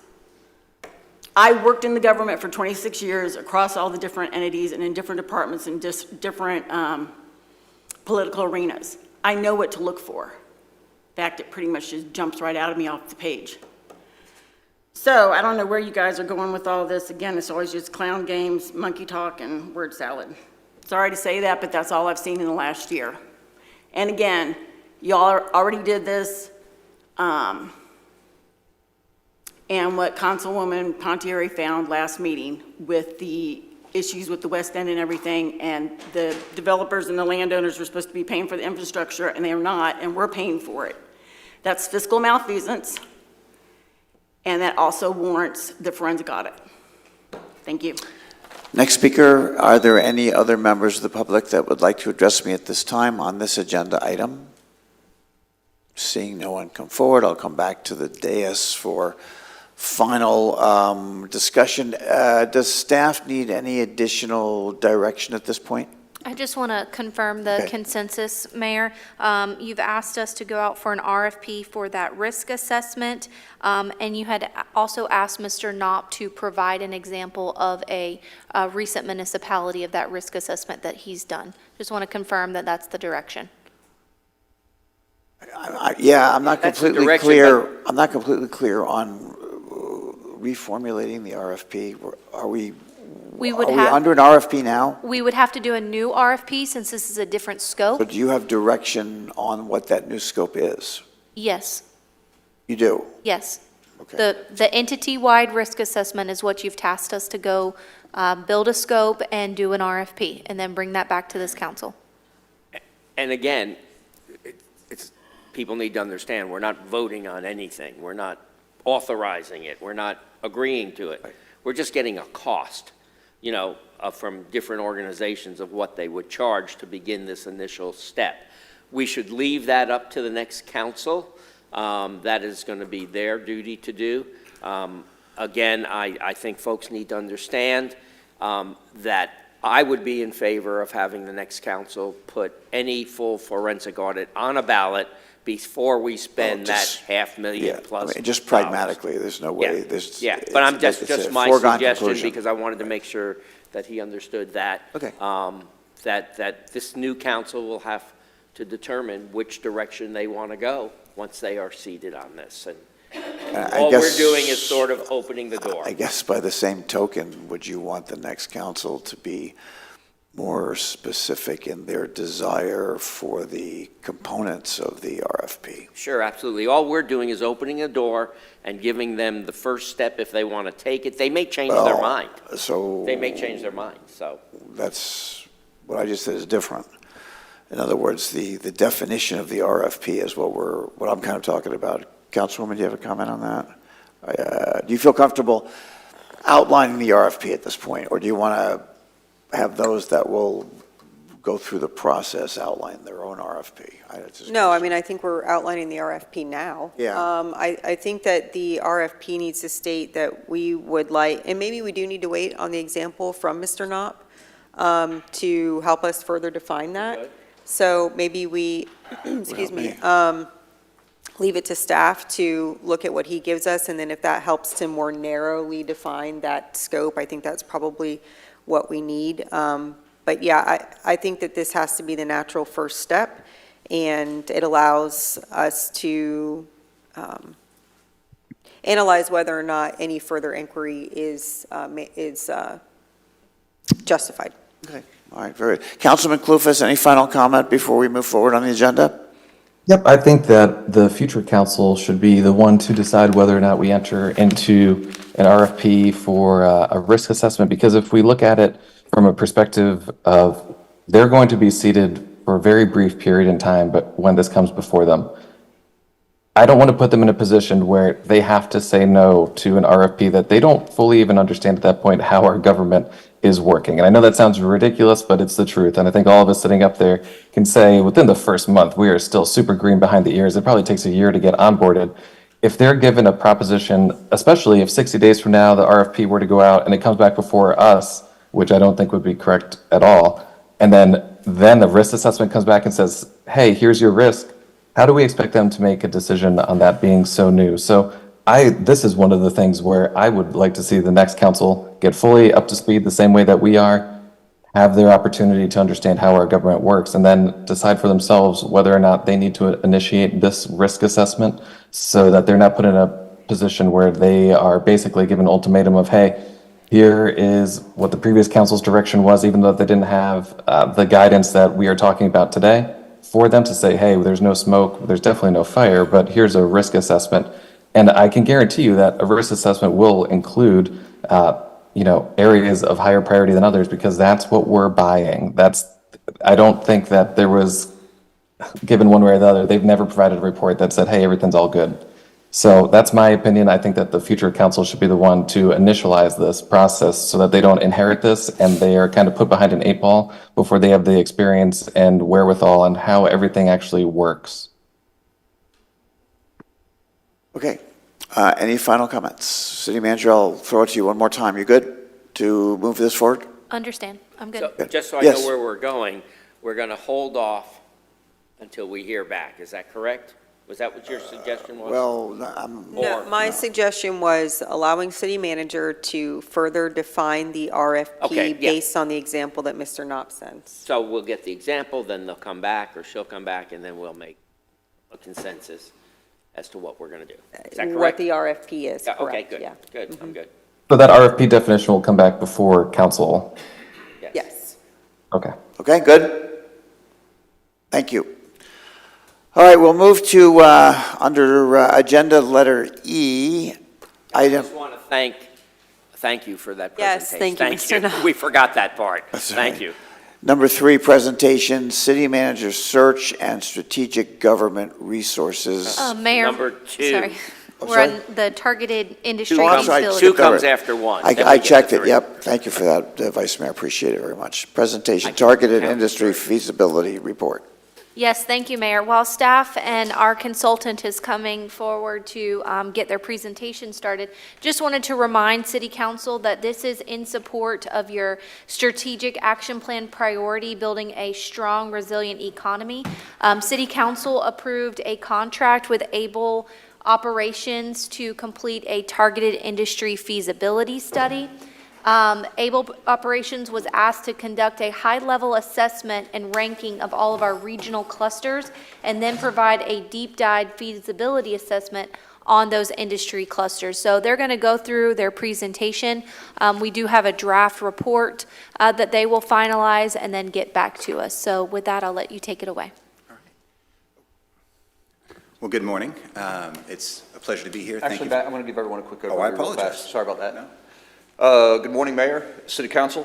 Craig McKinney, Economic Development Manager, City of Palm Coast. On November 7th, 2024, City Council approved a contract with Able Operations, LLC, to conduct a targeted industry feasibility study. For the study, Able Operations was asked to perform a high-level assessment and ranking of all regional industry clusters, and then, as Lauren said, provide a deep dive feasibility assessment on the following targeted industries and how the regional and local data for those industries align with Palm Coast's ability to attract them for investment and job creation. The industries that we gave Able were healthcare training and services, healthcare medical research and development, IT, high-tech and clean tech, logistics and warehousing, advanced manufacturing, aerospace and aviation, corporate headquarters, and hospitality. The study that will be coming out contains a complete overview of demographic, housing, and occupational trends in Palm Coast and Flagler County.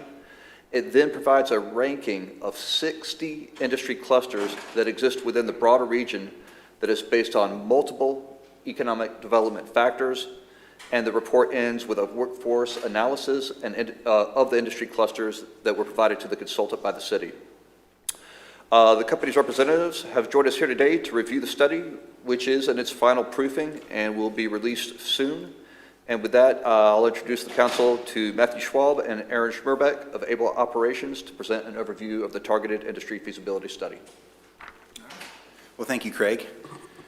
So, as Craig mentioned, my name is Matt Schwab. I am managing partner with Able Operations. This is my partner, Aaron Schmerbeck, founder of the company. We are very quickly, Able Operations is a economic and workforce development research consultancy. We focus on Florida. We live here in Florida, so this is kind of our backyard, and we're very familiar with the economy here. Just skip through our team here. So the study's purpose, as Craig had mentioned, was to determine the feasibility of the city's target sectors.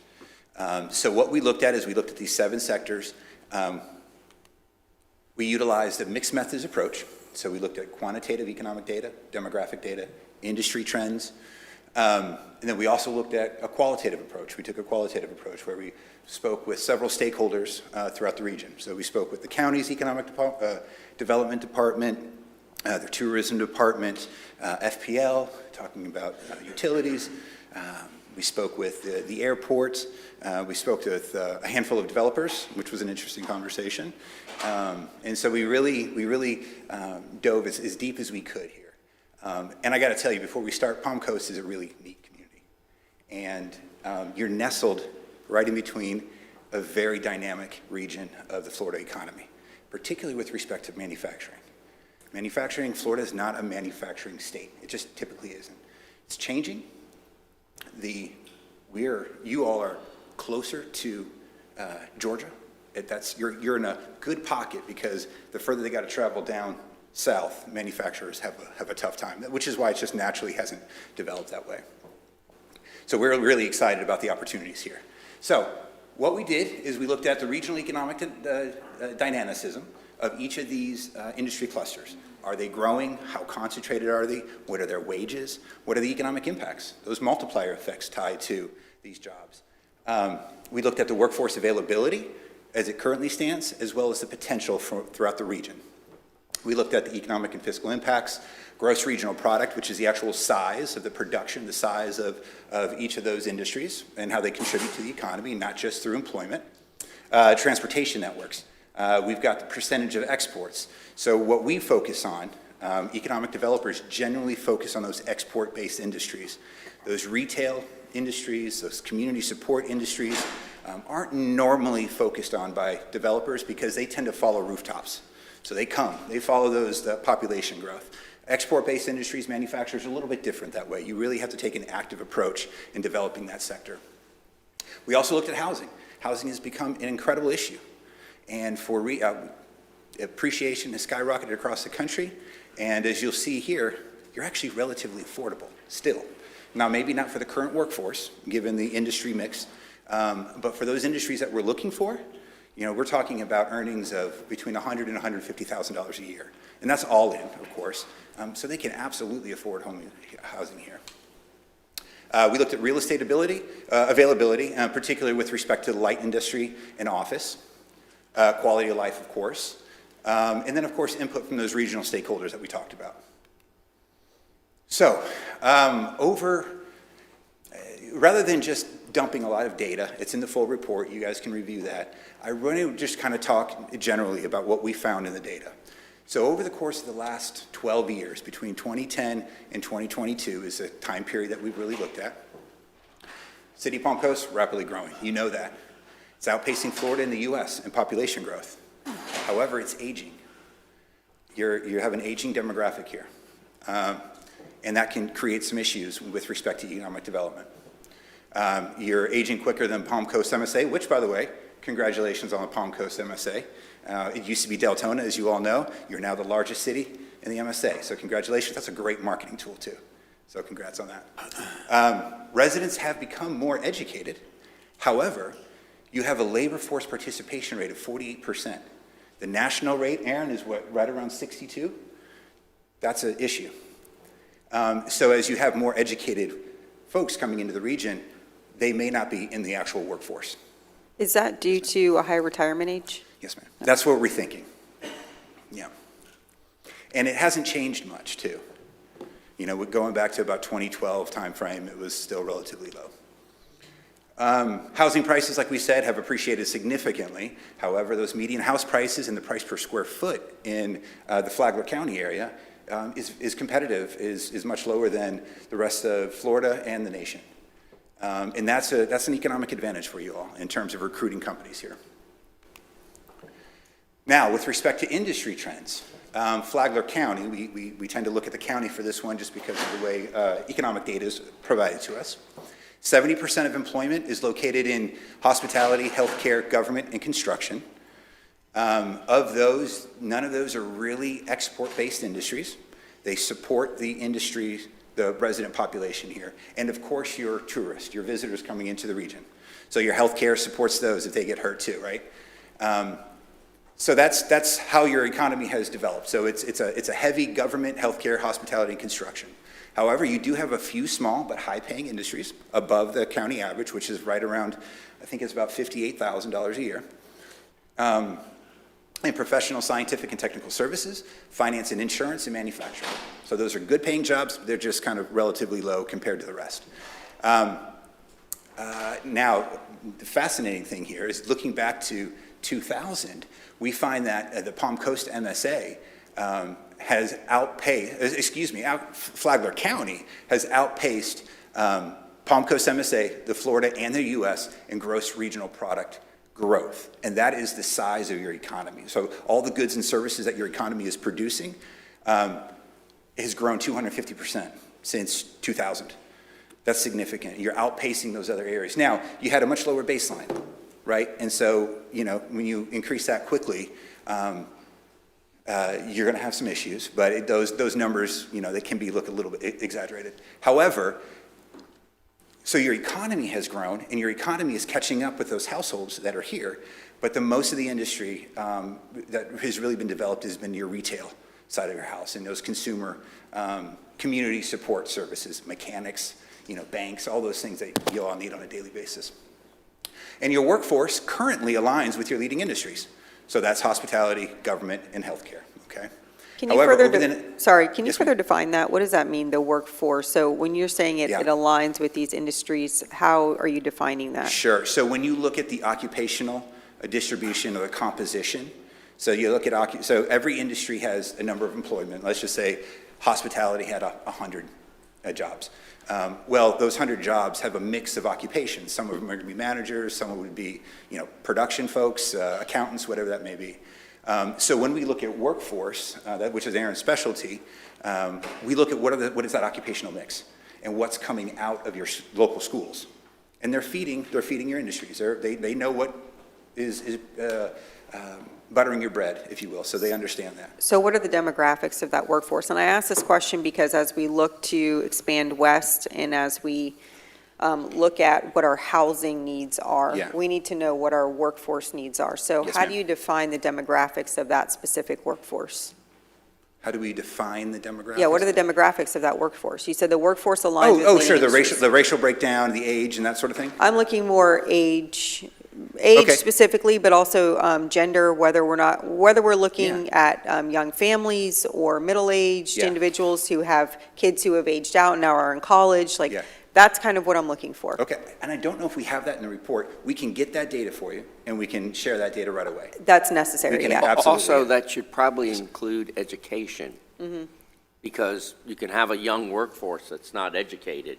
Oh, yeah. It's not going to No, we attract look the at the same. educated form, because that's how they become those occupations, right? They have that education, which is why they get hired, or those skills. Yeah, I think that data should naturally be included because we can't grow our economic development if we don't have the workforce, and we can't bring in the workforce if we don't have right. the necessary housing. Yeah, it's all circular, so. Yeah, so we did look at that. Okay. And so when we start talking about that, it goes, especially at the end of the book, Aaron, or the end of our report, what Aaron looks at is the workforce supply gap. So we've got these industry sectors that we're evaluating. Then we say, okay, what is that staffing pattern? What is the industry mix? How many accountants does that industry need? How many engineers or registered nurses, whatever that may be? Then we look at the demand for those by the industries that we're trying to attract. We look at that talent that is coming out of your regional universities. We also look at University of Florida, UCF, right? Because those are all abilities to attract people here. So we look at all of those. Some of the universities and training centers have a deficit, meaning they're not supplying enough. Others have a surplus, which is good because that gives you the opportunity to recruit those. So we identify where those folks are. And we've also come up with a recommendation that we can get into here in a little bit later. We'll go into a little bit detail about how we think you can improve your workforce to become situated within this 5-county aerospace and all of the target industries that we do think are feasible, that you have a really opportunity of specializing in a certain component of that workforce. Okay. All right, so over the next decade, education and healthcare are the fastest growing sectors. Now, those get grouped together by the feds. It's really healthcare is really what's projected. That's the majority of that super sector. Now, that's growing about 23.5%, or adding 1,100 jobs, okay, over the next decade. And by comparison, manufacturing, which is a much smaller component of the county's economy, is also projected to go 23%, but only add 160 jobs.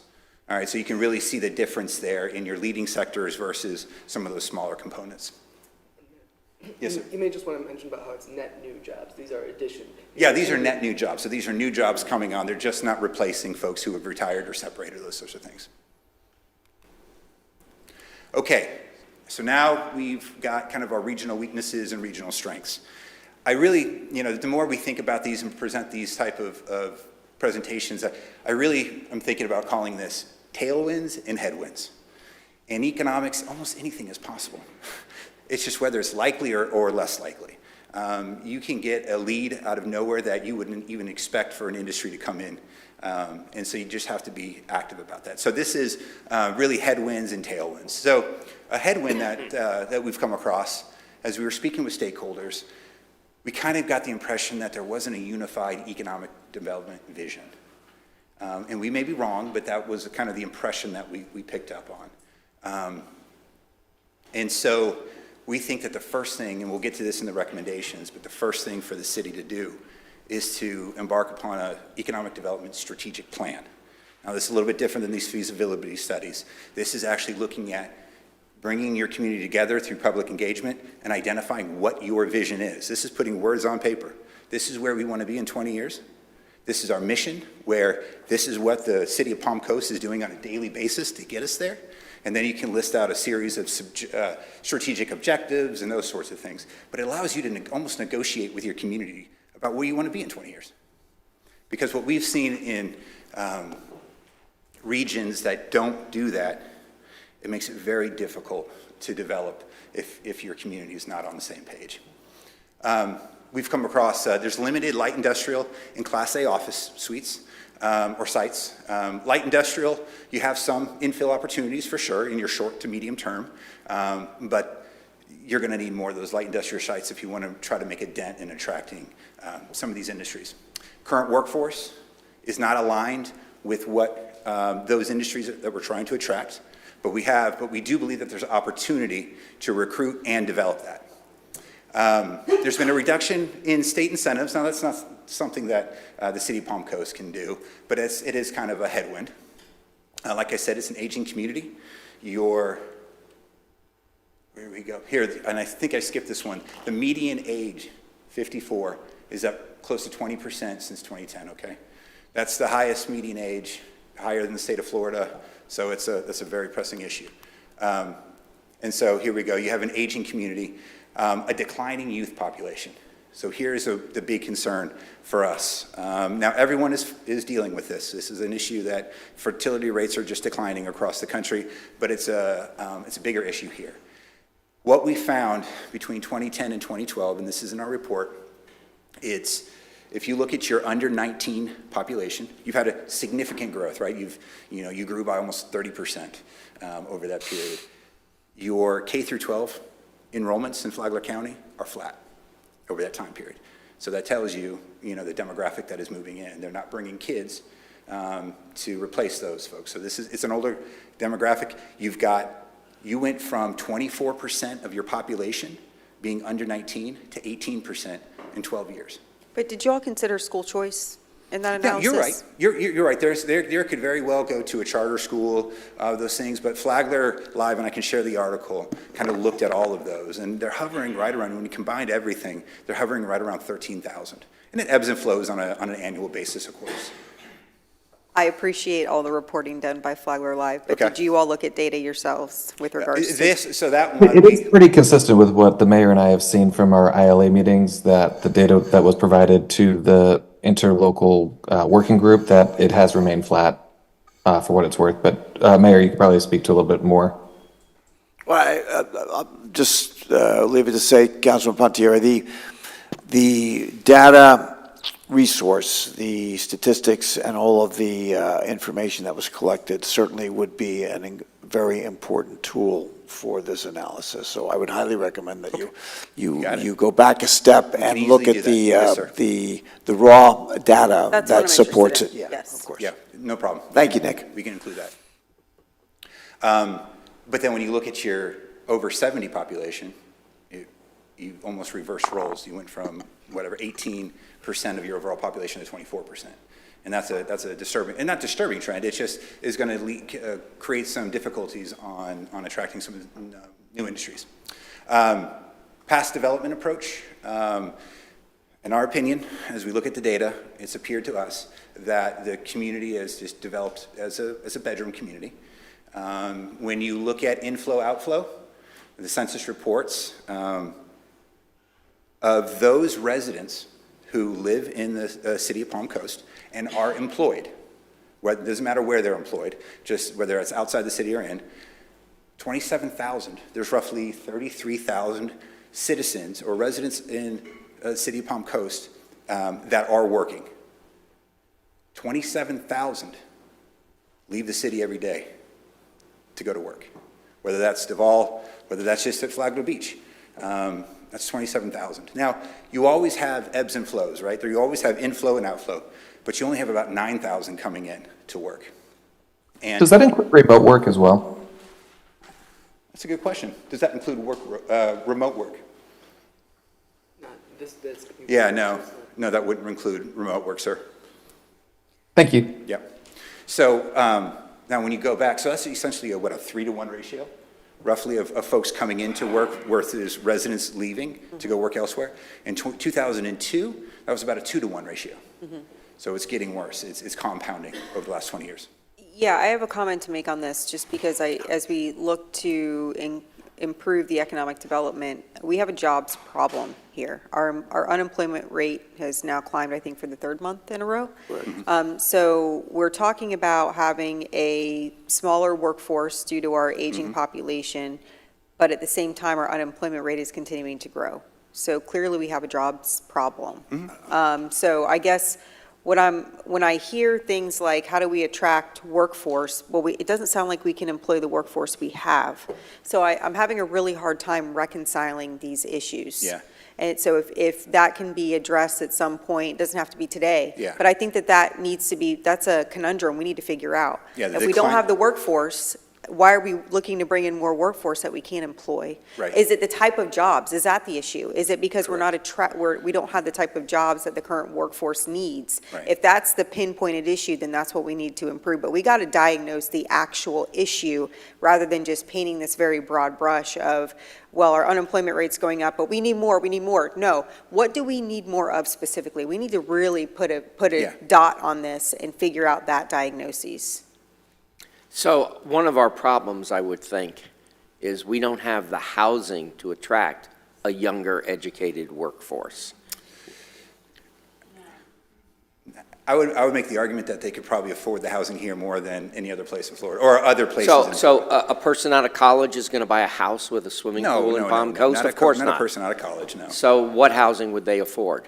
They'll be renting, and it's expensive. for It's sure. expensive, It right, is. so we Now, you're also don't- talking about your local workforce, right? I'm talking about attracting a Right. younger, educated workforce, Right. so then we can attract more investment in businesses, Right. high-end employers who would be looking for that educated, young Correct. workforce. Correct.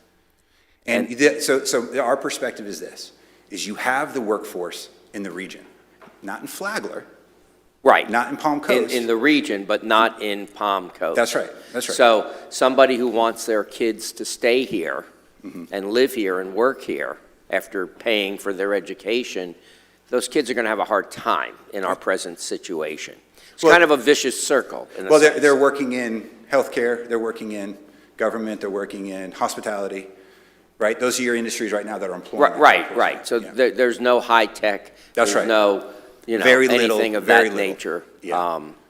So it's kind of a vicious sort of cycle is. we've got here that we have to find a way to break To break through. it. Yes, sir. I mean, we could build all this housing, and yet, why would these kids move here if there's no jobs? Or you're going to continue to have an older demographic that Right, continues to move. right. So this is a problem. It is a problem. It's a very real problem. And the city of Palm Coast and Flagler County are at the fore of that problem. Other regions are going to be catching up to you as our fertility rates continue to decline, okay? And high school graduation rates, high school graduates on a national level are set to decline in 2025. The population across the nation is set to kind of begin to decline in 2050. And the only thing that's keeping us growing between now and then, according to the Census Bureau, is immigration. And so this is a big problem for the U.S. Unfortunately, you guys are at the fore of that right now. So, and there's going to be some reconciliation here, I think, over the course of the next 20 years as these demographics really become a much bigger problem. Just, because I missed it, you said that the other municipalities and/or counties in our region will be catching up to us. I'm not clear on what that means. Oh, I'm sorry, with the demographic issue. As the country continues to age and we continue to produce fewer and fewer So children. our surrounding neighbors will experience the same Correct. imbalance, Well, if you want to look at it that way. Eventually, those larger regions that have a larger youth population, if we don't reverse the. Okay. Yeah, that's what I'm saying. Okay. So I have a question, that's data-driven.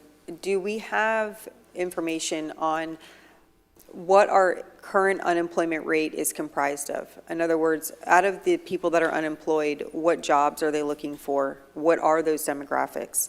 And then do we have any analyses that shows the open jobs in the county? What are people looking for in their workforce? So that we can actually see, not so that, theoretically, I don't want theories.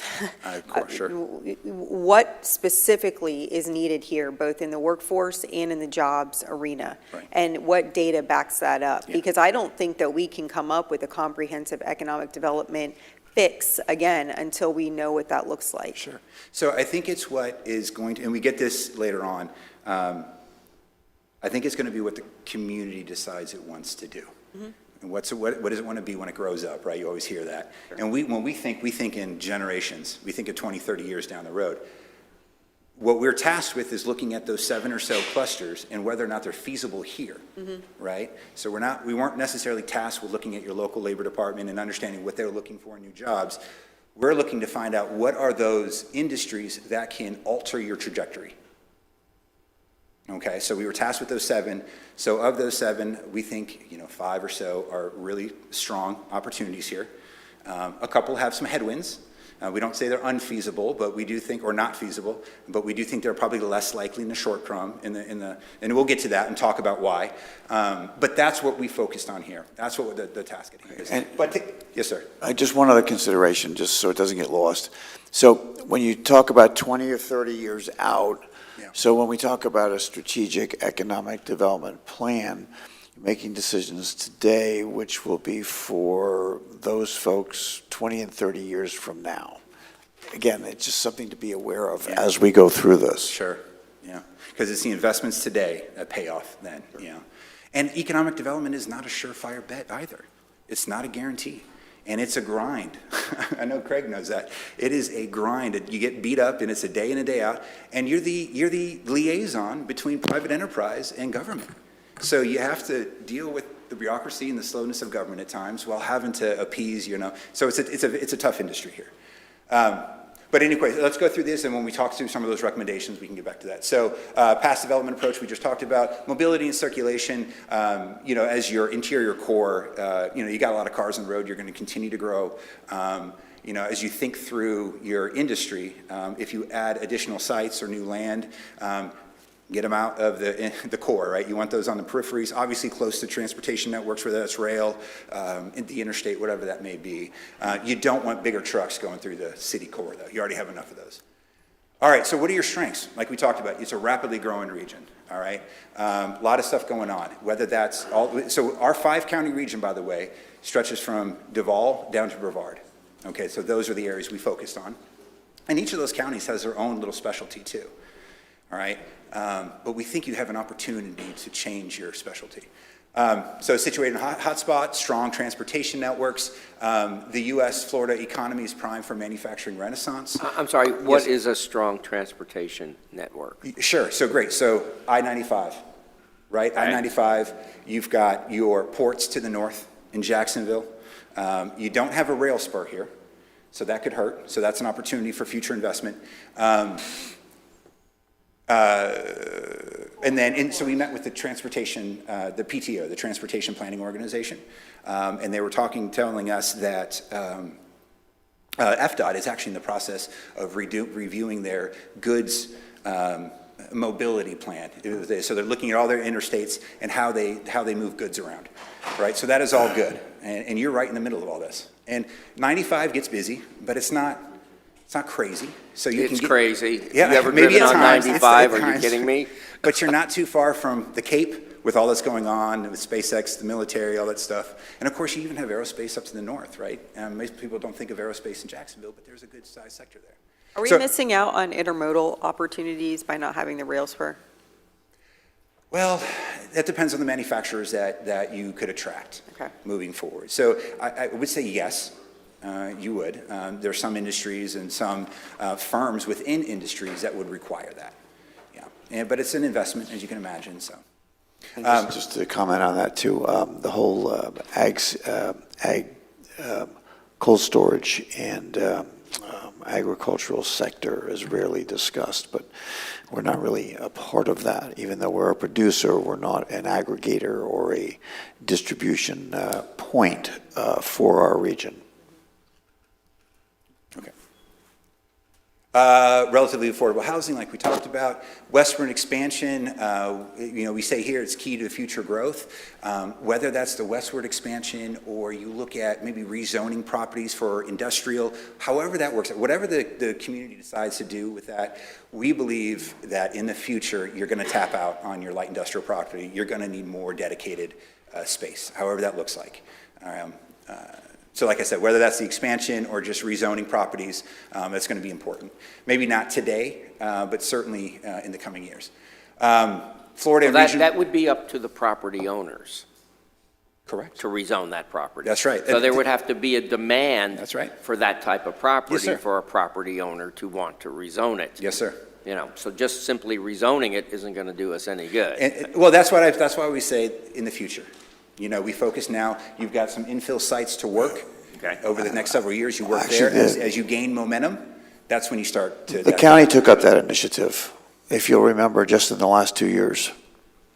I don't know what the results of that initiative in terms of trying to create zoning that was going to accelerate their economic development, I think. So we can look at that. They did that around the airport. No, I'm thinking about out west, they did it. That was a big initiative that they undertook. So some of the future land use maps that we were looking at, I think the one we were looking at was dated 2022. It was from the older comprehensive plan, of course, where some of the westward expansion components, and it was probably just a planning number, but about 1 million square feet of light industrial. So when we saw that we got excited. We're like, okay, there's some opportunities here. In fact, 1 million square feet isn't really a lot of square feet for light industrial. So we really encourage you guys to think through that. And sometimes when you have, an industrial sometimes can kind of counter or conflict with your rapidly growing populations, right? Because you don't want light industrial right next door to your residential. So it takes a thoughtful planning. You guys already know that though. Okay, Florida Regional CTE, and so that's career technical education. We are focusing on, at this point we used to focus on trade schools and universities. Now we're focusing on middle school and high school and what they're training. Flagler County was just announced as a Space Florida Academy, which is great news. That's recognition from Space Florida about your assets here. So we've got we had a great call with Flagler County K through 12 and their CTE programs, and they're excited about some opportunities that we've been talking about with them. And then of course the higher education ecosystem, whether that's UF, UCF, Miami, Jacksonville University, you've got, Florida has a fantastic higher education system. You got a lot of regional partners in the area, whether that's Jax USA, Florida Makes, the Career Source Workforce Development Board, which is now Brevard, Volusia, and Flagler, right. So it used to just be Volusia and Flagler. So the fact that Career Source is now merged, though, that's saying something about Flagler County and its ability to participate in the space industry. Or, because Brevard County, we think, is going to kind of take a lot of those resources with the space industry there. So we think that's good news. And then, of course, what we think is to be the potential workforce, not the current workforce, but the potential workforce. So just so we don't forget, all the work that's been done to date on the comprehensive plan. Now, did you use that as a resource for all of this? The new comprehensive plan? Mm-hmm. No, sir. It wasn't released yet when we started doing this. You were in the process of that. So you didn't? Okay. No. But we did work with the city, some city staff, and talk through some stuff. Any other questions on these before we move to the next slide? Okay. Would you guys disagree with any of this, or? No, I just, my general comment is, I think that we need to focus on the light industrial sites. We've been saying that for years. Long time. And so as we do look at the westward expansion, that needs to be prioritized. And I agree, they shouldn't be next to homes, right? Yeah. But that's why we have industrial parks. Yeah. And not mixed use Yep. areas. We have Yes, ma'am. industrial parks. I'll say it again, not mixed use. Yes, ma'am. So as we look to develop the westward expansion, I think that that's going to be very important, and I'm glad you pointed it out. My only comment, and I don't know how else to say it. I haven't heard anything new yet. I'm not hearing anything that we didn't already know. Okay. Now, more importantly is how do we execute, react, We're gonna get to that. get there, but, Yeah. I mean, I haven't seen anything yet. Okay. So, once we look at all of these assets, we look at the strengths, the weaknesses, everything that we've already talked about, we think that these 5 are most likely. Hospitality, that's a given, that's already here, that's already a dominant. Aerospace, clearly, with what's going on in Brevard, all across this region. Advanced manufacturing, now this is where it gets a little complicated because advanced manufacturing isn't an industry per se, it's really a set of processes that manufacturers use. So aerospace and information technology, high clean technology, those are really advanced manufacturing industries. Yeah, so those would probably be, the aerospace and IT would probably be those focus areas underneath advanced manufacturing. And then of course logistics and warehousing. With all the growth over here, there's opportunity there. The corporate headquarters, we think are a little less likely. You've got a lot in Jacksonville, and you've got a lot of growth there. Corporate headquarters generally are looking for higher... High rises and higher, flashiness. more affluent type Yeah. of thing. So that doesn't mean that you can't have a smaller company that's maybe local or moves in here because they love the area. That's what I mean by, we don't like to say it's not feasible, because you never know, it could happen. We just don't think that if you're gonna put money into these industries, into economic development, that probably focus on these 5 industries first. And then healthcare training and research services. So I know that sounds like something that is very viable right now, but after conversations with Advent and talking to their CEOs, we focus on what's called graduate medical education. And that is doctors, surgeons, your physicians, those sorts of things. You're already training nurses and some nurse practitioners in the area, but talking about actual, having residencies at your local hospitals. They were telling us, because that's highly regulated by the state, and so there's, 40 or so graduate medical education facilities across the state, and they're all located in large population areas. And the reason why they're there, so the Orlandos, Tampas, Miamis, Jacksonville's, the reason why they're there is because their doctors that they're learning on or being trained see a variety of illnesses and a variety of patients. And so they get a better bang for their buck by training in those larger facilities. Here you don't see quite that diversity of patient. So they would only focus on maybe one type of medicine, like geriatric medicine or something along those lines. But they're already doing that in some of those larger hospitals in the larger MSAs. Now, as the region continues to grow, 30 years down the road, maybe all of a sudden that becomes an opportunity. The one thing we did hear from them that is an opportunity in healthcare, there's a big demand for skilled nursing facilities, nursing homes, rehab facilities, that sort of thing, local. You've got a lot of them across the region, but they were telling us they would like to see more local ones. So there's some opportunities there. Can you just note for future discussion, you were quick with the number on how much of our workforce leaves town to go to work. I'd like to know how many of our residents leave county for medical services. Not now, but I don't know. keep that as an item. Okay, we'll Mayor, talk about that. I'm so glad you brought that up, because we do have a dearth of different types of healthcare here. There's not a single OBGYN in the entire county of Flagler. Yeah. And I keep bringing that up. Pediatric care is abysmal.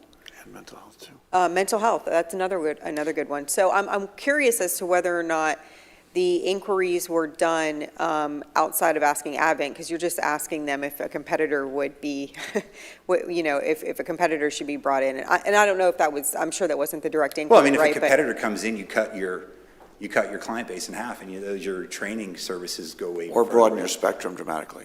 Do what? I'm sorry? Or broaden your spectrum of services dramatically. Right. Well, so they asked us on the call. Mm-hmm. They said we were talking about the changing age demographics, and they said, "What is the median age now?" And I showed them the breakdown that we talked about, and they were like, "Oh, that's why they're not focusing and investing on pediatrics. It's because you're having fewer and fewer children, and so that investment over time." They know that. They see their patient loads. They know the demographics here. But the pediatrics is going to change over time as we have fewer and fewer children. And so is the demand still there? Maybe, I don't know if the service is abysmal or not. We didn't look at that. But will that demand still be there in 20 years from now? Those are the things, and then also think about overcapacity of your, your K through 12 schools like we talked about. So those are the things with some declining demographics. Yes, sir. I was just going to mention that the two separate areas there on the research and training services versus the healthcare services that you mentioned, and we do go into the workforce side of the healthcare services, like the pediatricians and some of the demand that's expected over the next 10 years there, and we do some supply-demand analysis on that, but that's separate from what was included here in terms of research and training. So Yeah, and I didn't see that mentioned at all in the presentation itself as far as healthcare in general. So if there is data on that, I'd we like can to provide that, take sure. a look at that. Yeah, okay, thank you. Absolutely. I don't know if we can get how many leave the county for medical services. I don't know if that data is out there, but we'll look. It's a lot. Yeah, I'm sure it is. Okay, so here's where we stand. So likely, less likely. Okay, we already talked about kind of the rationale for all of these, for the less likely. Now, the general rationale for the likely industries, and we can go into specific ones. These are all the ones that we believe are likely here, are projected to grow over the next 10 years. They're vibrant, they're highly concentrated in the region, and they have employment growth. They all have positive economic and fiscal impacts. The necessary talent to support industry growth can be recruited as well as being produced. So we think there's an opportunity to develop what's called the trades pipeline. Trades are in incredible short supply, and trades support a lot of different industries, a lot of different manufacturing industries, and a lot of different types of industries. Because you already have the professional degrees, the engineering talent, those sorts of things that are coming out of the larger institutions across the state, we think you have an opportunity on focusing, get your CTE focusing on your K through 12, or your middle school through high school, and developing them into a trades pipeline, because that can support a lot of other industries. And now you have that talent coming out of the region that when Craig is marketing, he can push that. He can say, hey guys, this is how many welders we got to support your incoming. Now the challenge to that is, of course, is the declining youth population and everything that you've said, that there are going to be fewer and fewer of those folks there. So, but if you can kind of grab onto this and create that pipeline, we think you have an opportunity to develop that locally and then attract some of the higher level engineers that may be required. Does that make sense? Okay.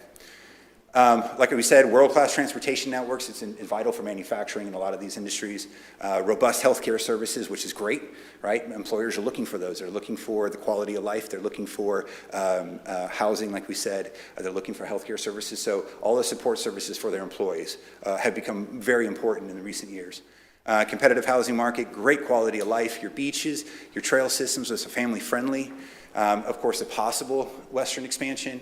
And then these are also aligned with other several state target industries too, which helps you when you go to the state for assistance potentially. So our recommended target clusters for the city to consider is as such. So we have a cluster, right? And a cluster is just a group of similar industries that share workforce. Then you have those actual industries, which is the aerospace and information technology, clean and high technology, which is under advanced manufacturing.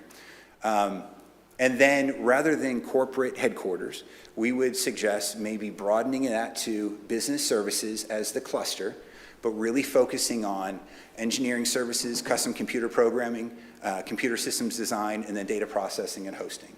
Those are all business services industries that are growing in this area. And as they also go to, the reason why they call them business services is they support your growing economy as well, okay? Healthcare, obviously, like we said here, but focusing on the skilled nursing facilities. And then, of course, hospitality and logistics and warehousing all have pretty significant opportunities if we can get the light industry sites right, and as well as the workforce. That business or the industry cluster for business services, what type of sites do you envision? So those are more office. Office? Yes, okay. ma'am. And it's not, and the great thing is it's not a Class A space. You know, you might get, a 20-man engineering services company that needs to rent out, 20,000 square feet or 10,000 square feet or something like that. But it doesn't need to be Class A, unlike with corporate headquarters. Sure. Okay, so any other questions on these? Councilman Clufus, any questions at this point? No, nothing too specific. I do wonder if there's attention being paid to the possibility of attracting remote workers for some of these demographics and jobs that you're alluding to, specifically technology related. We have tremendous infrastructure in Palm Coast, especially with MetroNet coming in, providing gigabit access to a lot of homes in the area, which essentially is the lifeline or the blood of a technology worker. I'm curious if any of that analyses took place, and it might be a little bit more difficult to analyze, but I'm curious to hear any efforts that were put towards that.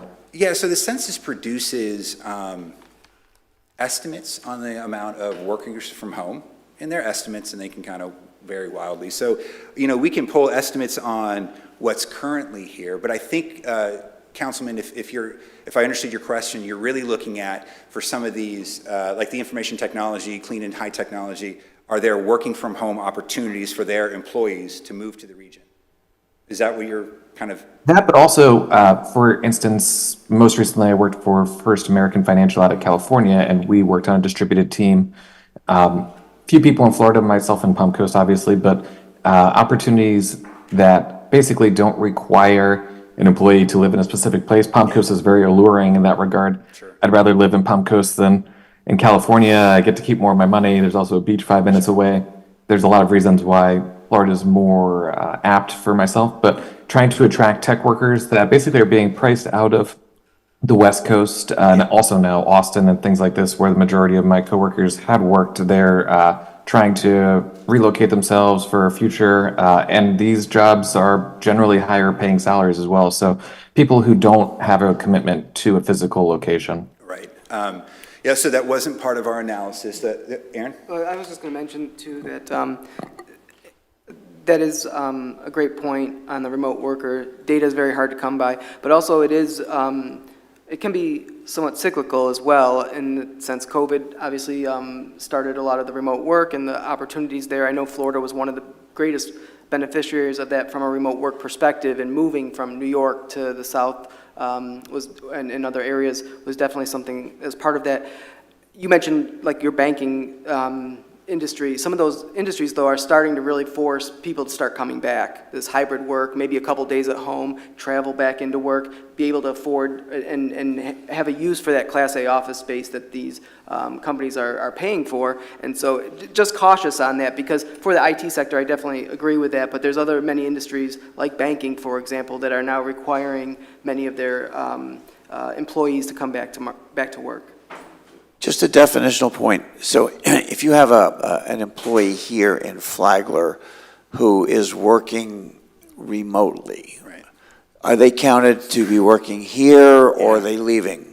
So so my understanding of how the federal government collected their information, and they do it by place of production. Okay. So they'd be considered leaving, probably. Yeah, and so, but I think they may very well be changing that and trying to figure out a way. And then you have the 2 days at home, 3 days at office. Right. Those are just, okay, so those are but you really don't unknown. Yeah, correct. Only when we look at such a large percentage of our employees leaving the area to work, there needs to be a pretty big footnote as to what that really means. The fact that you have a large portion, working virtually. If they're working at home here, but you're counting them as having left because their focus of production is in California or someplace. Right. Okay. All right. Copy. Now, the other thing, Councilman, about that working from home too, is some of these are going to be, and maybe computer programming, computer systems designs, opportunities there, but with respect to aerospace and information technology, clean and high tech, those are really manufacturing sectors, so those are working from home. Maybe they have a couple employees, auditing, but most of your folks are going to be at the facility. Okay, so here are our recommendations, and we go into a little bit more detail in the final report. We kept high level here, though. Develop a community-driven economic development strategy. That we think is just first. You got to get the community on board. Where are you guys headed? Where do you want to go? What do you want to be when you grow up? Establish and fund a robust economic development ecosystem. I think that from our assessment, I feel like, please correct me if I'm wrong, I feel like the city of Palm Coast has had more of a passive economic development approach over the last 20 years or so. And I think if you want to attract industry, you need an active economic development approach, and that's going to take money. We've got Craig is already starting on business retention and expansion, and that's focusing on your local folks, how the city can support your local folks. How can you expand here? How can you add another 10 or 20 employees, whatever that may be? Those programs are also fantastic because you develop a relationship with your actual owners of your companies or managers of the companies. I thought your choice of words was actually polite on how you described it, because it hasn't been much of an effort. But just trying to market something, these businesses know more about us than we know about They do. ourselves. They're smart. They Let's know what be they're doing. honest about it. 100%. So Yes, I sir. think what your suggestion here, let me ask you if what you're suggesting is, do we need to offer some economic incentives? I wish economic incentives weren't a thing. I really do. But unfortunately, these larger companies, specifically, that's what they go after, is So economic. they expect a tax break or something of Whether that that's a nature? property abatement, a property tax Sure. abatement, yeah, Sure. those are pretty standard in economic development. So they And then- expect it? Yeah. Yeah, that's what I think a thought. lot of them do, yeah. Yeah, because Unfortunately, we can market ourselves all we want, they don't care.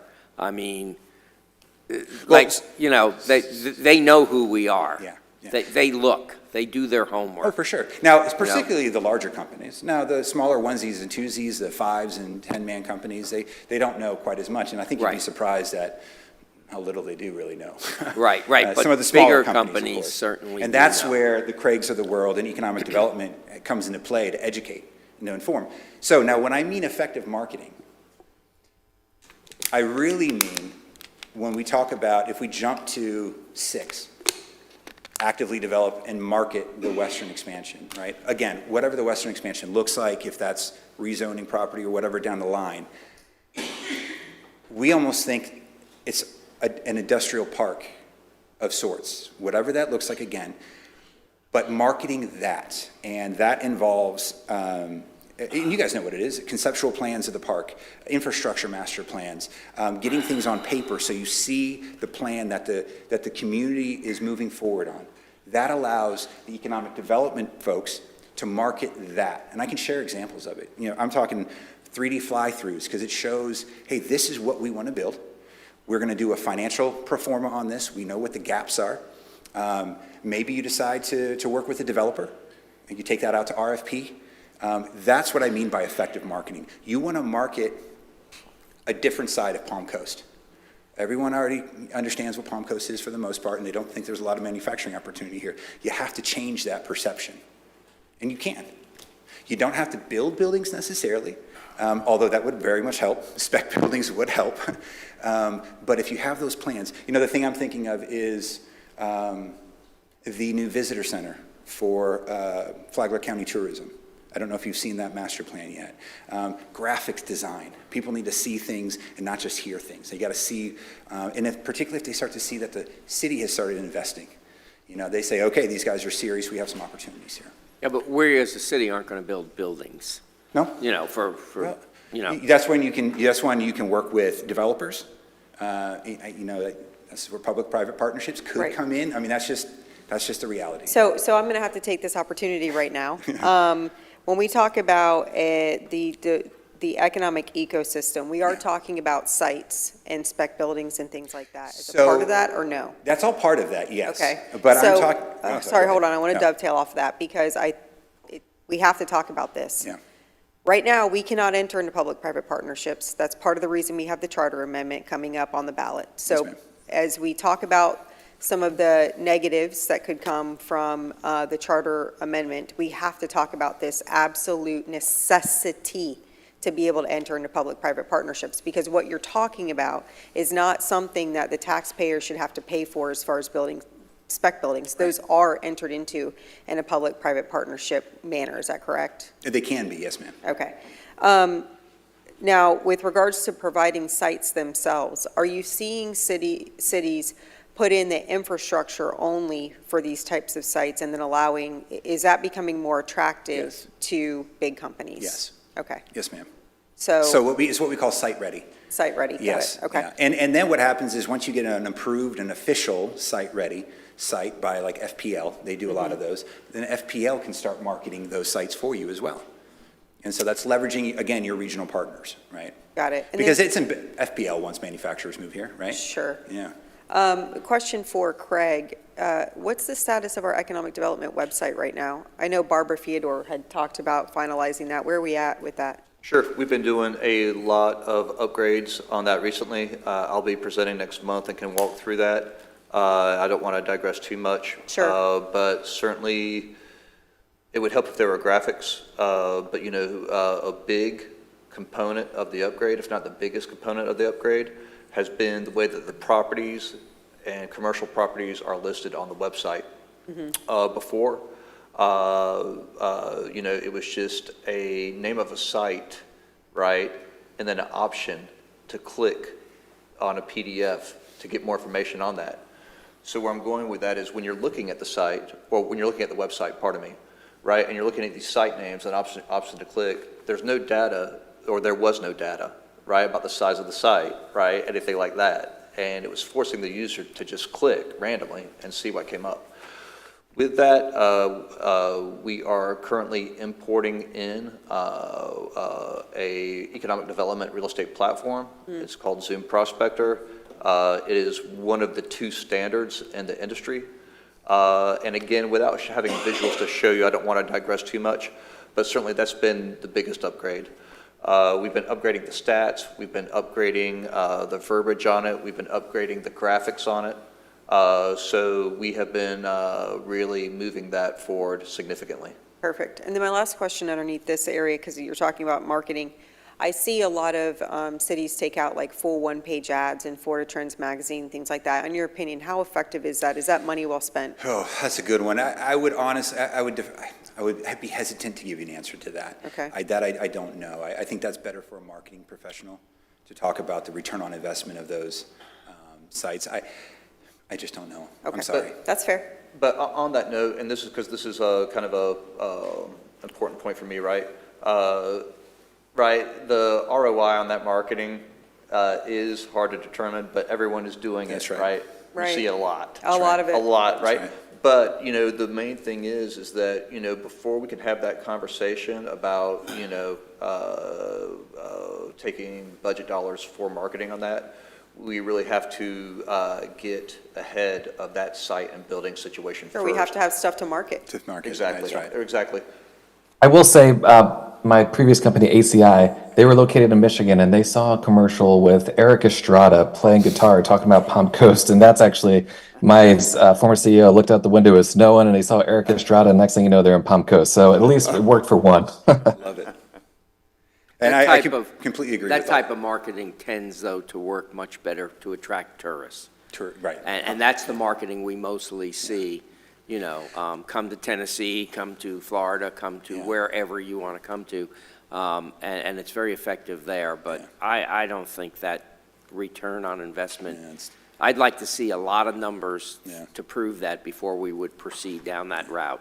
And I agree, Make probably- you feel good, Yeah. but that doesn't mean you're going to get any bang for your buck out of it. Well, And there's, go ahead, sir. Well, I think the main thing is, you know, when we talk about, say, a magazine ad, right, and a site selection magazine, the most important thing to understand is you can't do one of those and say that you've marketed it, right? I mean, it's a multifactorial, right, where you're talking, I mean, right before I spent money on a magazine ad, right, I'd rather spend less money and have direct outreach where I'm connecting with site selection consultants, right, from Los Angeles through Chicago and all the way through the South. It's going to be less money, and you're really you're touching the people who are running projects for companies.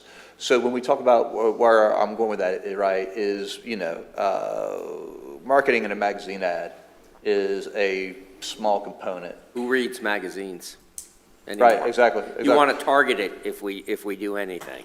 Very targeted. Right. Well, you know, well, anyway, it's a small component and certainly not a priority of any economic development marketing strategy. Yeah. But incentives are. Incentives are part of the game, But there's other ways to market, though, right, to your point. And so just getting back on top of that, so business retention and expansion opportunities, business attraction, that's Craig getting out to trade shows, aerospace-related trade shows, or clean tech trade shows. That's where he markets. He's also marketing his community there. Those trade shows are so important. He's got to travel to be able to do that. At conferences, those sorts of things, the standard things that economic developers do, or any professional in any industry does, like the International Economic Development Council. There's a whole host of them that we would recommend to participate in. One is professional development, but it's also understanding what other communities are doing, best practices, industry trends, those sorts of things. So we think those are vital to part of a mature economic development group. Number 3 is maintaining a region's quality of life and affordability. And I know that can be tough.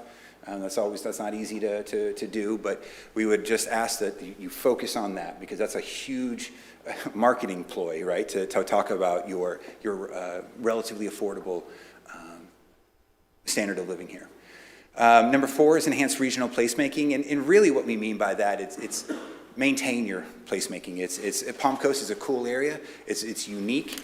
But as you continue to expand, whether it's a westward expansion or up and down Highway 1, don't lose that sense of community, that sense of, because people like that. You know when you're in Palm Coast, you know when you're home. So we would encourage you not to do that. And then, of course, number 5 is procure and use economic development software data packages. Today, it's just a different game. It's not just picking up the phone and making cold calls. It's, to your point, sir, it's targeting. So there's platforms out there that can help economic developers identify pursuits. And they're not perfect, but it helps them become more productive. And there's a range of these different types of packages, and that's really going to be what, up to the city and what they think is appropriate for their uses. And if I could add one thing to that marketing conversation, it's important to understand, or important not to have a false expectation. Let's just use the magazine ad as an example, although we agree that's not a high, powerful thing, but just as an example. You can't do one thing and expect the ROI to boomerang back to you right away. Economic development, right, and the sense that we're talking about it, is a long-term play where you're constantly planting seeds, you're constantly making touches with companies, consultants, utility providers, et cetera, and you're constantly asking a really important series of questions. One of the main ones being, who are your customers, who are your suppliers, and who's your competition? And it's a long-term play of constantly planting those seeds to where when a project does come up, whether it's through a company or someone's supplier, they're already thinking about you without having to read an ad. It's like any other networking. Exactly. For any business. Precisely. Yeah. That's exactly it.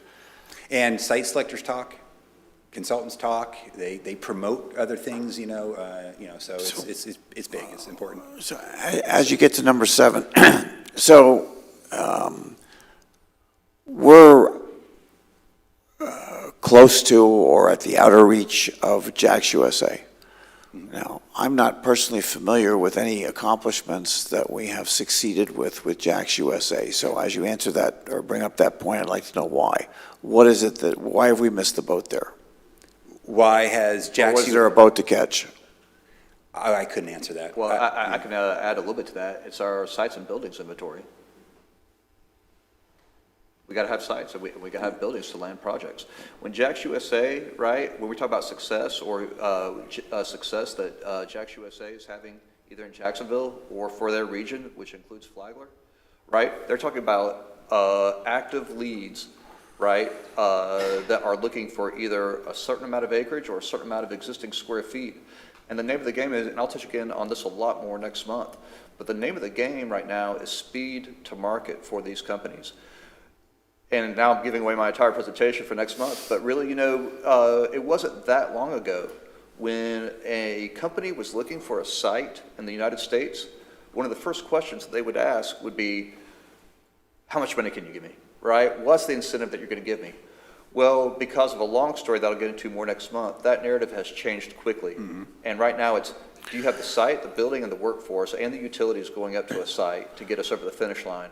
So when we talk about JAX USA and the successes that they've had, our participation in that success has been a direct result of our site and building inventory. Okay, and does that, so there are how many, 7 counties within the Jax USA boundary, so are you suggesting that we're underserved at the bottom of that list in terms of our ability and resources? No, so I don't think we're underserved at all. I think we have to prepare ourselves with sites and buildings inventory, whether, that's public investment or developers coming in. And I don't want to digress too much, but I don't think Jax USA certainly is underserving us. I think it's up to either us or the private sector to have product online to be able to serve the project leads that we're being fed. So you could make the argument that City of Palm Coast is underserving Jax USA. Well, when I look at the other counties that are involved, I see the successes they've had, and I'm not enjoying them here, so that's the reason for my question. Okay, let's move forward. Okay. And then our final recommendation, like we talked about, and this can get complicated, and we'd love to talk to the school district on sharing our data and why we think this, but, when it comes to workforce, you've got professional degrees, you've got the trades. Trades are in great demand right now across the country, and they're in great demand across these industries that we're looking at.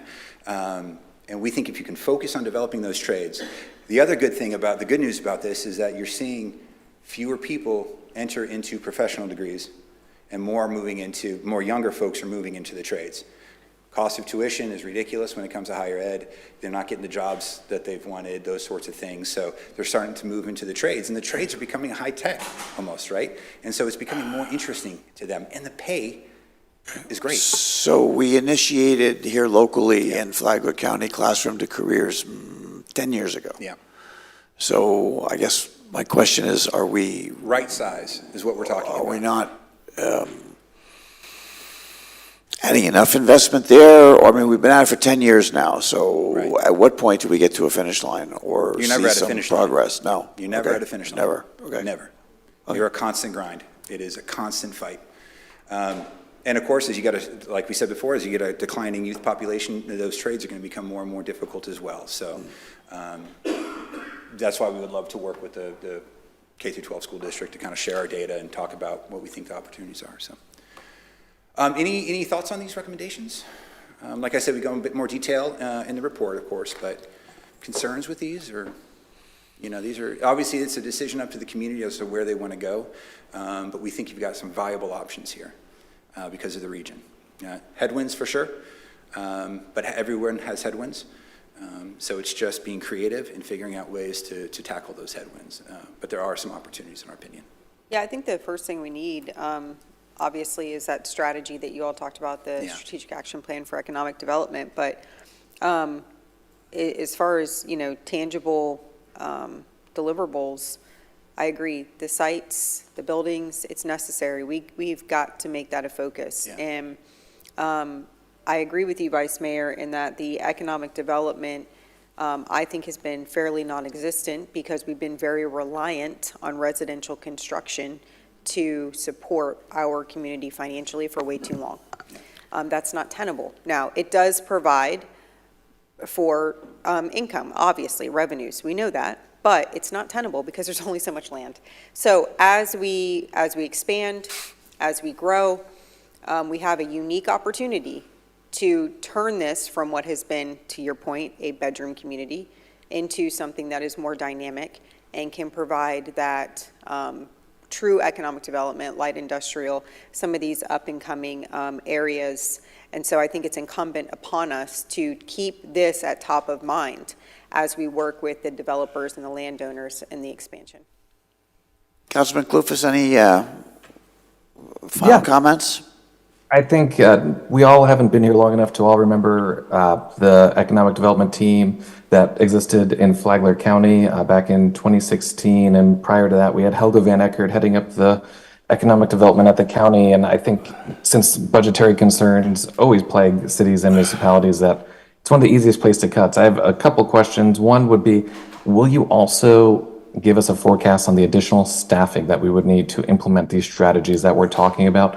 And then also, is there a chance that we get to highlight what we have accomplished, such as, MedNexus and Town Center, and how many additional, basically, the students of our county used to be our greatest export in Flagler County, right? But we have done a much better job retaining them and positioning them into careers that are sustainable, such as, medical and nursing, like you showed earlier, healthcare, industries.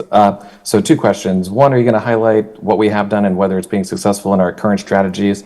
And then two, are you also going to lay out the additional staffing that it would take to implement such strategies?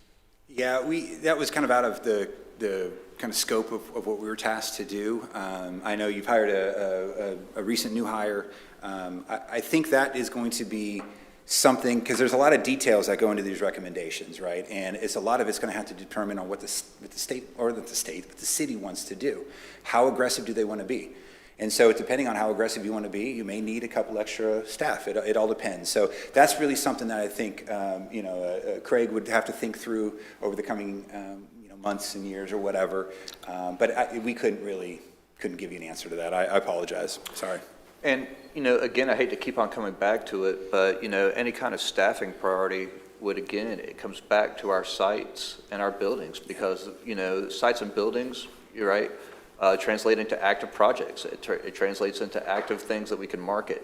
So, it really, where I'm saying is what's the point, right, of looking at how much staff we're going to need in 3 years if we haven't, really addressed the site and building inventory to back up that need.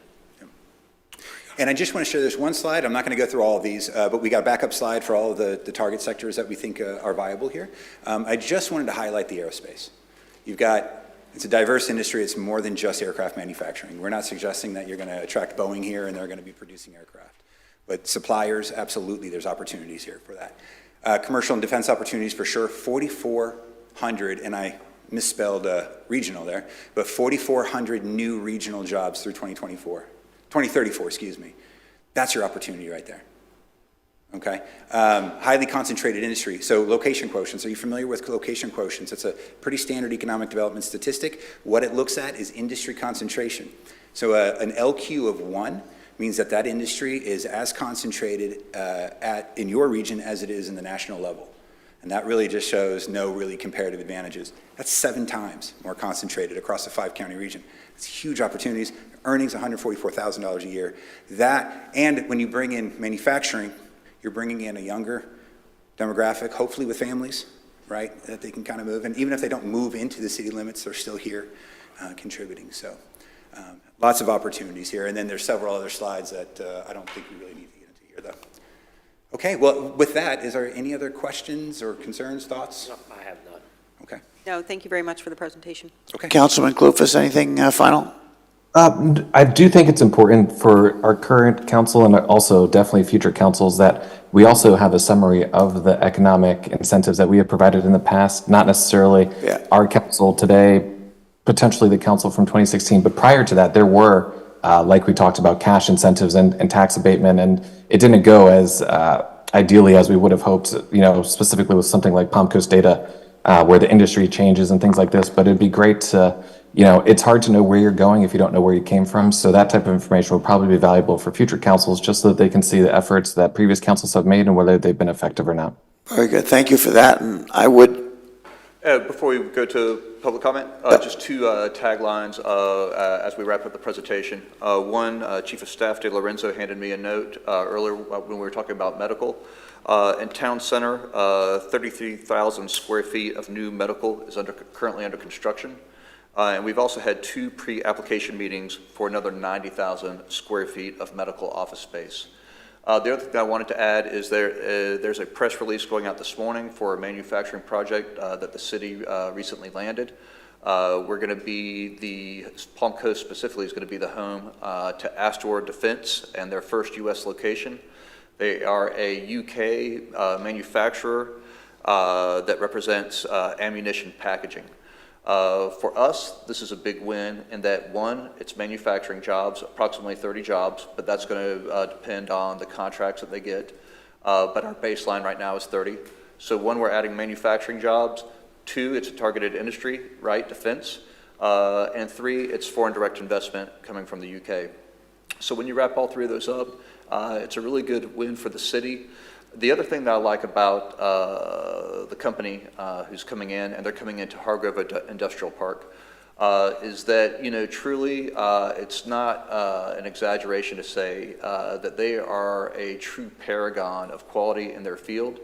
They are, and for their products, they're the sole supplier to the British Army, several NATO European countries, and now they're getting into the U.S. market. They're already partnering with Northrop Grumman, Day and Zimmerman, and General Dynamics. So this company in particular, they're not just manufacturing to spec. What they've done is they've really taken a lead by providing solutions in that packaging space. So it's really a fantastic win for Palm Coast. Yeah, excellent job, guys. Really good job on that. And remember, the forecast is for only 160 jobs over the next 10 years. So he's already tapped into dent in that, so congratulations. Very good. Okay. All right. With that, then I would open up the discussion for public comment. Are there any members of the public that would like to make a comment? Yes, I'm here. I might as well comment. Could you just introduce yourself for us? Please check your Introduce text string to make sure please. you're in the most searchable keyword Okay. language. Please introduce yourself for us for the record. Mary Phillips. Thank you. I did. I'm sorry, I guess you didn't hear me. Regarding reaching out for economic development, take a ride down Route 1 through Ormond all the way through Daytona. Make note of those companies that are already expanded around there and see if anybody's looking to expand. And healthcare and healthcare training best practices, take a look at Greenville, North Carolina. They are the Eastern Regional Medical Center that serves from Norfolk to Myrtle Beach. They grew endemically, supported by the UNC healthcare system, but that's way in Chapel Hill and Raleigh. They provided backup for ECU, East Carolina State University, to expand their nursing program dramatically and also expand their medical technology park. So they're doing like groundbreaking things in robotic surgery and the development of the technology for that robotic surgery. But they just grew it by piggybacking on starting a really great nursing school with ECU and a small UNC hospital. Also, Flagler Technical College. Why not put something behind that, get some grants, whatever, to expand and make it a state-of-the-art technology center for training in robotics, machinist, CAD, CNC, surveying, and even plumbing. It doesn't offer any of those right now. Thank you. Thank you. Next comment?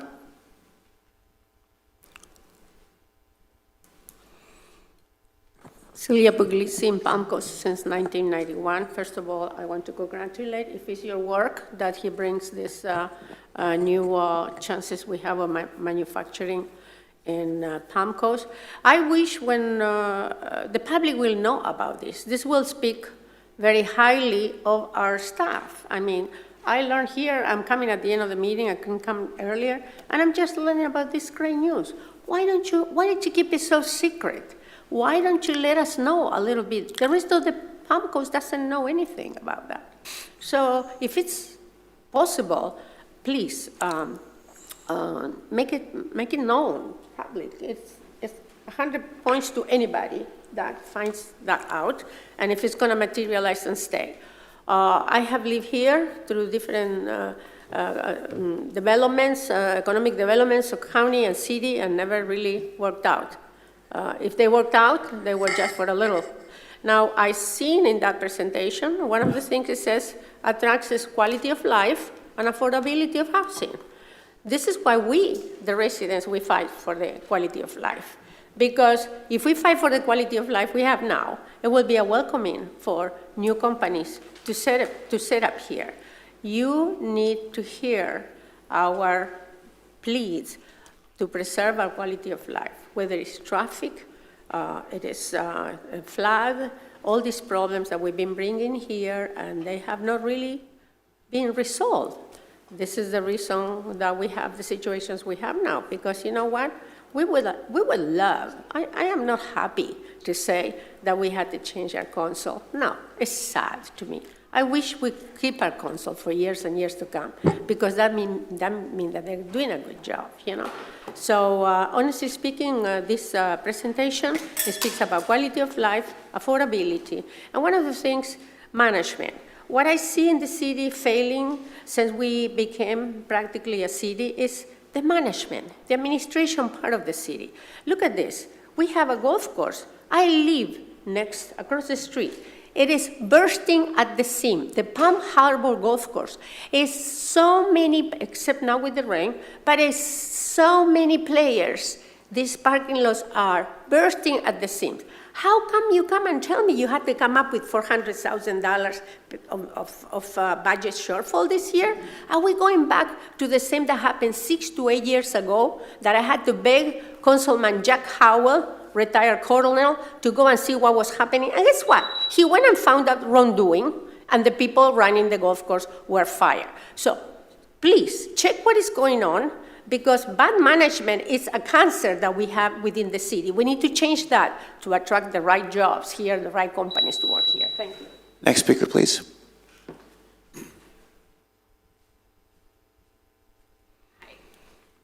Mindy Melendez.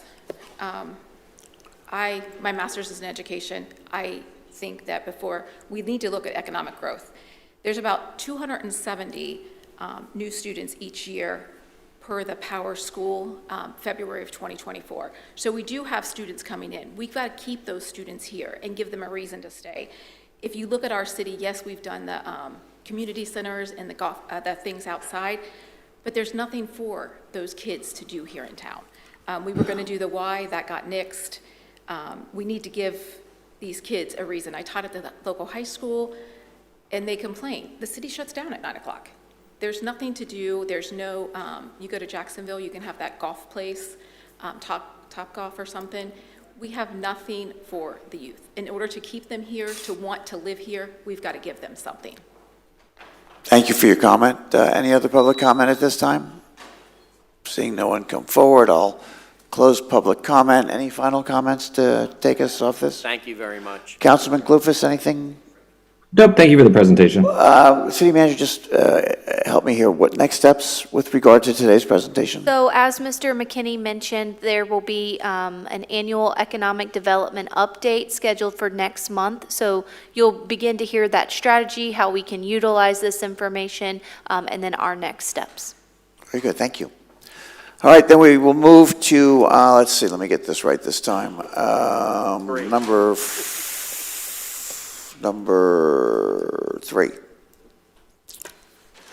Yes, Mayor and City Council, as Renina starts to approach the presentation table to get the presentation on the city manager search from Strategic Government Resources, Mr. Doug Thomas is our consultant from SGR and will be able to help you navigate through this process. So Ms. Fuller is going to pull up the presentation. Good morning, Mayor, City Council. Doug Thomas is going to talk to you today. Back in June, the council decided to piggyback a contract for an executive search with SGR, Strategic Government Resources. So Mr. Thomas here, he's an executive vice president with SGR, and he will be talking to you about his firm, the process, next steps on developing a profile.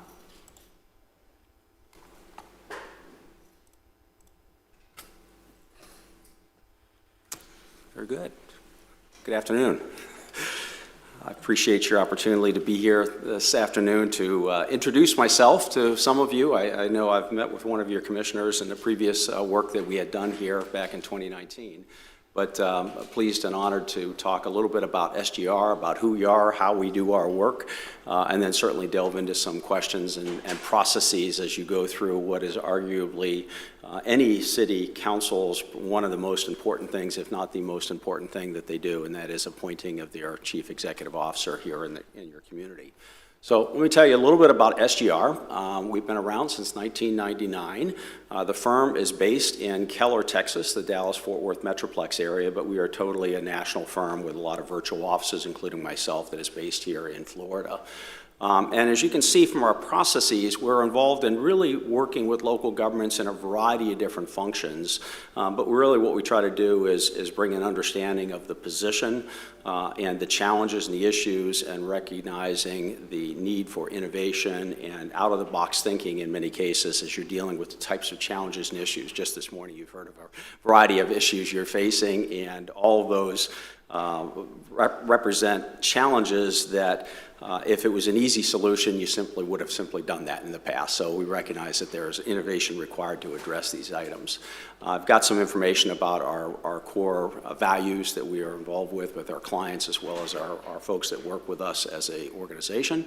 But what I do want to focus on the fact is that unlike many other executive recruitment firms, we are in fact a full-service executive recruitment firm, but we do a variety of other functions that includes our own conferences and events. We are head up a process that was originally started by ICMA called Strategic Foresight and our Alliance for Innovation. These are communities that have joined an organization to be kind of at the cutting edge and learning about trends and issues and macro trends that may be occurring in local governments to think about so they can try to position their organization differently. We do a lot of work with local governments in strategic visioning and planning and governance and servant leadership type training. We hold our own national and regional conferences and events. And we do an awful lot of speaking at state and national conferences about best management practices and trends and issues. So I say that in the sense that although you're engaging us to assist you in the function of helping you select your next city manager, we really bring an understanding of local government operations, which I think makes us better recruiters than just simply a recruiting firm that just does that service in and of itself. So my background, as you've probably seen from the material, I know you piggybacked on this contract with New Smyrna Beach. We just recently completed their city manager search. I bring about 35 years of active city management in Maryland, Michigan, and here in Florida. Most recently, I was the city manager in Lakeland, Florida, a community of about 100,000 in population, but a full-service city, including electric generation, distribution, and we serviced about 250,000 people. So fairly complex organization. I actually am a good commercial for SGR because I hired SGR when I was city manager, and we had 3 different department heads that were either retiring or moving on to their opportunities. And I was so impressed as a client of SGR that the principal of the firm, who was a former city manager as well, he and I kind of clicked and ultimately convinced me to consider joining the firm on a full-time basis as the second chapter of my career. So I did that back in 2015. So I'm somewhat unique in the sense that I am full-time with SGR. I spend about 1/3 of my time in the executive recruitment world, about 1/3 of my time working with bodies like yourself in terms of strategic visioning, planning, governance, workshops, how do you work better as a team, council manager relationships, things like that. And the other 1/3 of my time is typically spent speaking at state national conferences about best management practices and trends and issues. So we're really kind of plugged into a lot of things, not only here in the state of Florida, but certainly across the country as well. I want to just highlight a little bit about the search process so that you understand what that looks like, but then also I want to talk a little bit about where we are in the process. I just want to interrupt you for Yes. one brief Oh, certainly, moment. by all means, Councilman. Everything you're saying is great, but I really think this needs to be saved for the next council. We're not going to be deciding this except for one person. It really isn't going to be our choice to control Agreed, this. but let city manager just go ahead. Sure. Thank you, Vice Mayor. Yes, that was your direction, was to get started with SGR in late summer, so now it's September. And this presentation you have is very much for public awareness, so while the process might be for the new council, it's just important for the public to be transparent and know where we are in the process. That's fine. I just want to make sure we're on the same page, that we're not going to be make this decision or... Okay, thank you. Certainly understood, and I had that same impression. You're going to have to come back again. Absolutely, we fully understood you. that. Yep, Okay. we were asked to come to at least talk a little bit about what this process looks like, so your community's aware, your organization's aware, and certainly you as elected officials, even though that many of you will not be here at the next round, that will be involved in this process, to at least be aware of what's happening here. So our process, just in a high level, and I'll do this very quickly and then address whatever questions. I know that's where most of your concerns may lie. But typically what we try to do is to meet with all the elected officials as the appointing authorities. We started that process, had an opportunity to meet with one of your colleagues yesterday and spent about an hour with her to learn a little bit more about her issues and concerns and get to know whoever those folks may be. I know that you have another commissioner that you'll be appointing here shortly, and once that process is done, we'll also follow up with them. And then I know we have elections coming up in November, and we'll do a follow-up with everyone, and we'll talk a little bit more about that timing on that shortly. But typically, we want to understand where the governing body is at individually and collectively about your background, your goals, your aspirations, what you're looking for in your next city manager. In a similar vein, the person spends an incredible amount of time that you ultimately will appoint, will spend an incredible amount of time with your senior staff and your employees here. So we typically try to meet with all the direct reports to the city manager so we understand their background, their issues, the projects and issues and initiatives that are taking place in their organization. In many cases, I know you've only got, I think, the IFF as a union. In many cases, we meet with union leadership to get a sense of union management relationships. I understand initially that seems to be going very well, but that's often an interest group that we meet with. And then we open it up to you and your staff as to who else you think would be important for us to meet with. They may be your Chamber of Commerce, they may be intergovernmental partners, the county, whatever boards, commissions, things of that nature that are done.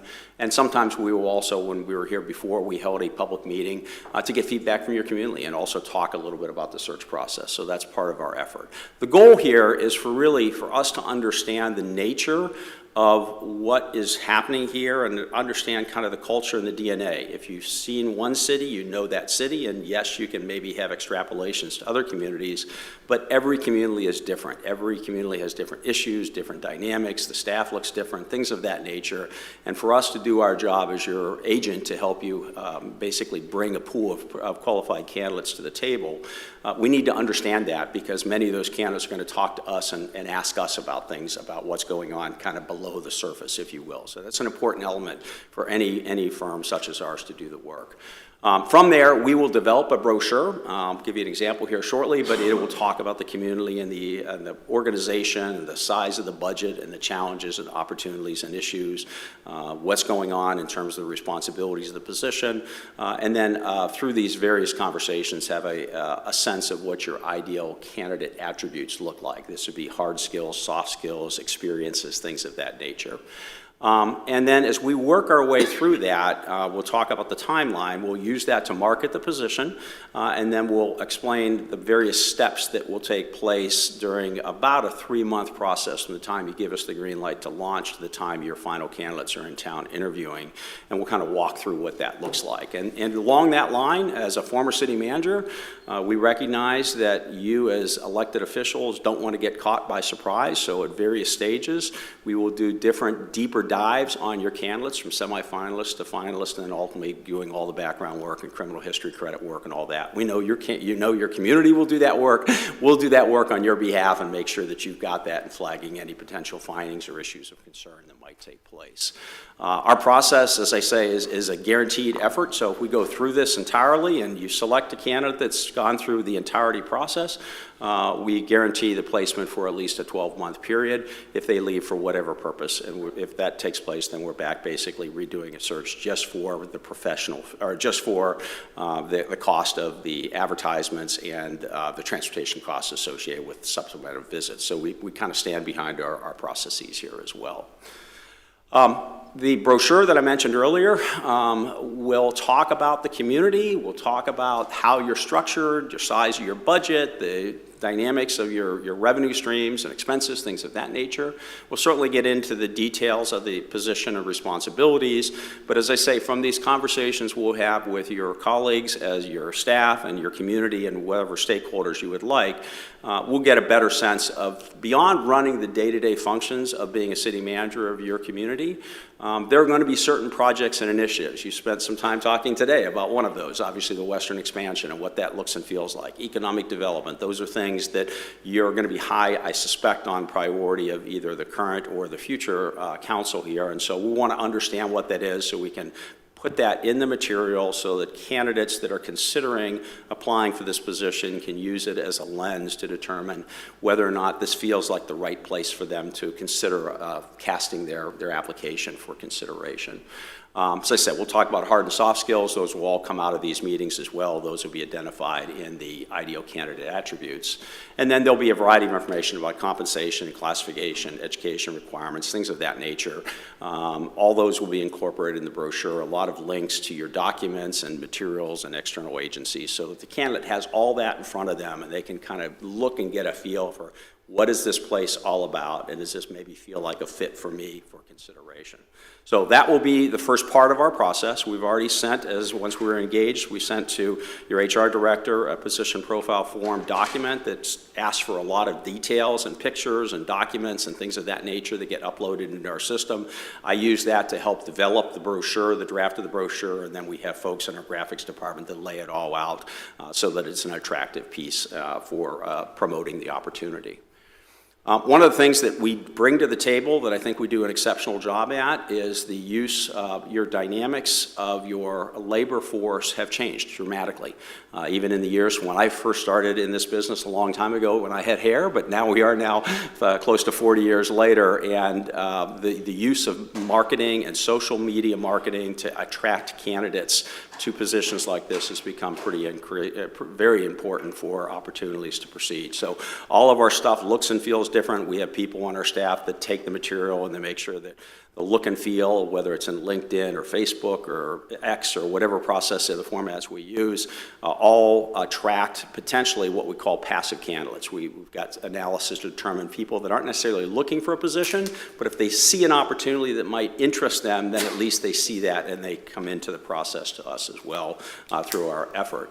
And the reason I say that is although we're going to recommend that you advertise in state and national and regional publications, that's certainly a component, we find historically, typically over years and years of analysis, about 2/3 of the people that ultimately become selected as semifinalists by people like yourselves, the governing body, have heard about the position through something SGR's done that's different. So that's an outreach effort as opposed to just casting the net and hoping they come forward, including those passive candidates that I spoke of earlier.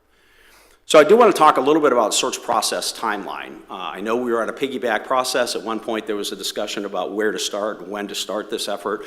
I encouraged when I spoke with your HR director that given that you've had turnover in this position, given that you have, at that time you were going to have at least potentially three new members of your board, now it looks like 4 members of your board with a newly appointed individual, that realistically most qualified city managers are not going to want to step into that uncertain landscape of who their direct reports are going to be, the 5 that are going to be sitting at this dais. So I strongly encourage that if you wanted this search to be successful and go through this effort, that you hold off until your successor council is in fact seated and we had a chance to meet with them to understand who they are and to be able to get their thoughts and opinions, because they're going to be the ones ultimately being involved in appointing this individual.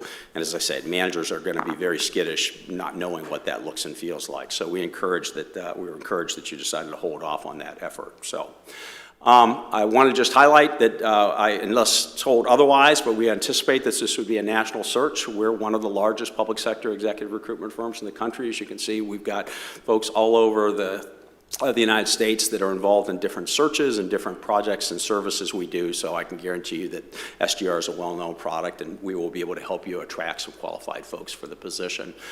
Beyond that, because typically most of your searches that we do, regardless if I'm in this state or another state, your host state generally generates the most candidates.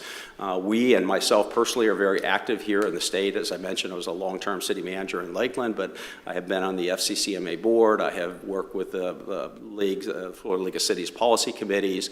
We're a member of Business Watch, which is a public-private partnership group that involves local governments and groups that are involved with local governments like ourselves, and fairly regular speakers, I say, both here in the state and elsewhere. So we will generate a lot of action from folks within the state of Florida as well because of the knowledge base that we have of this marketplace as well.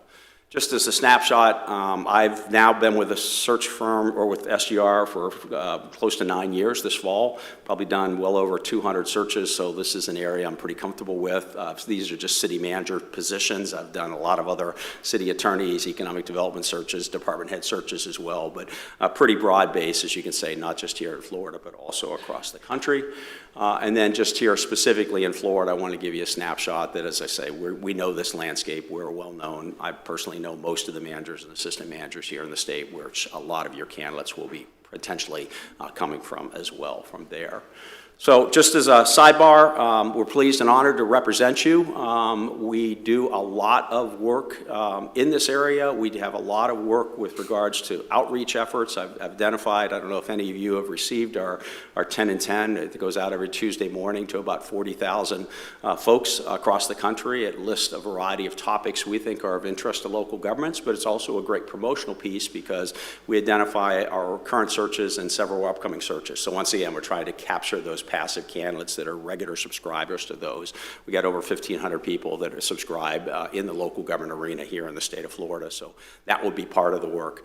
We generate our own jobs board through SGR. As you can see the statistics, it captures a lot of attention. And then we also have another jobs board that we sponsor that captures not only our jobs, but we scrape our competitors, and we also scrape a number of the cities that we work with and other types of consulting operations and grab their job advertisements as well. So it's a great resource from that point.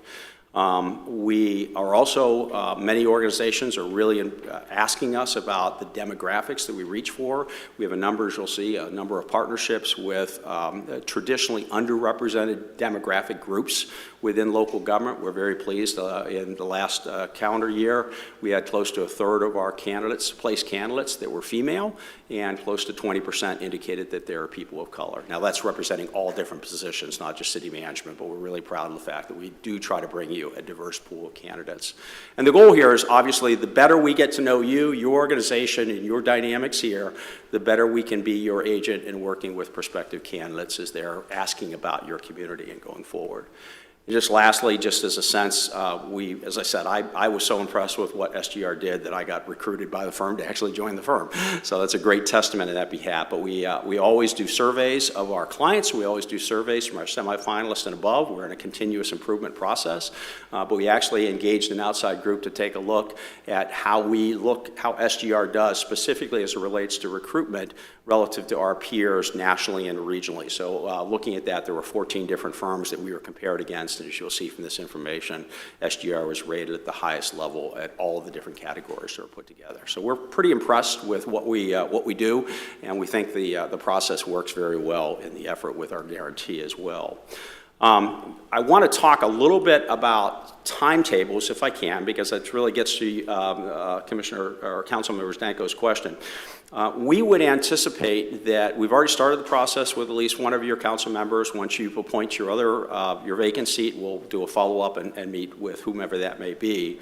But we recognize you've got an election coming up in November. I would anticipate that although you'll probably have the results shortly on November the 5th, I know you don't typically certify an election for some period, and I think I heard you say earlier that the new council members will be coming in on the 19th.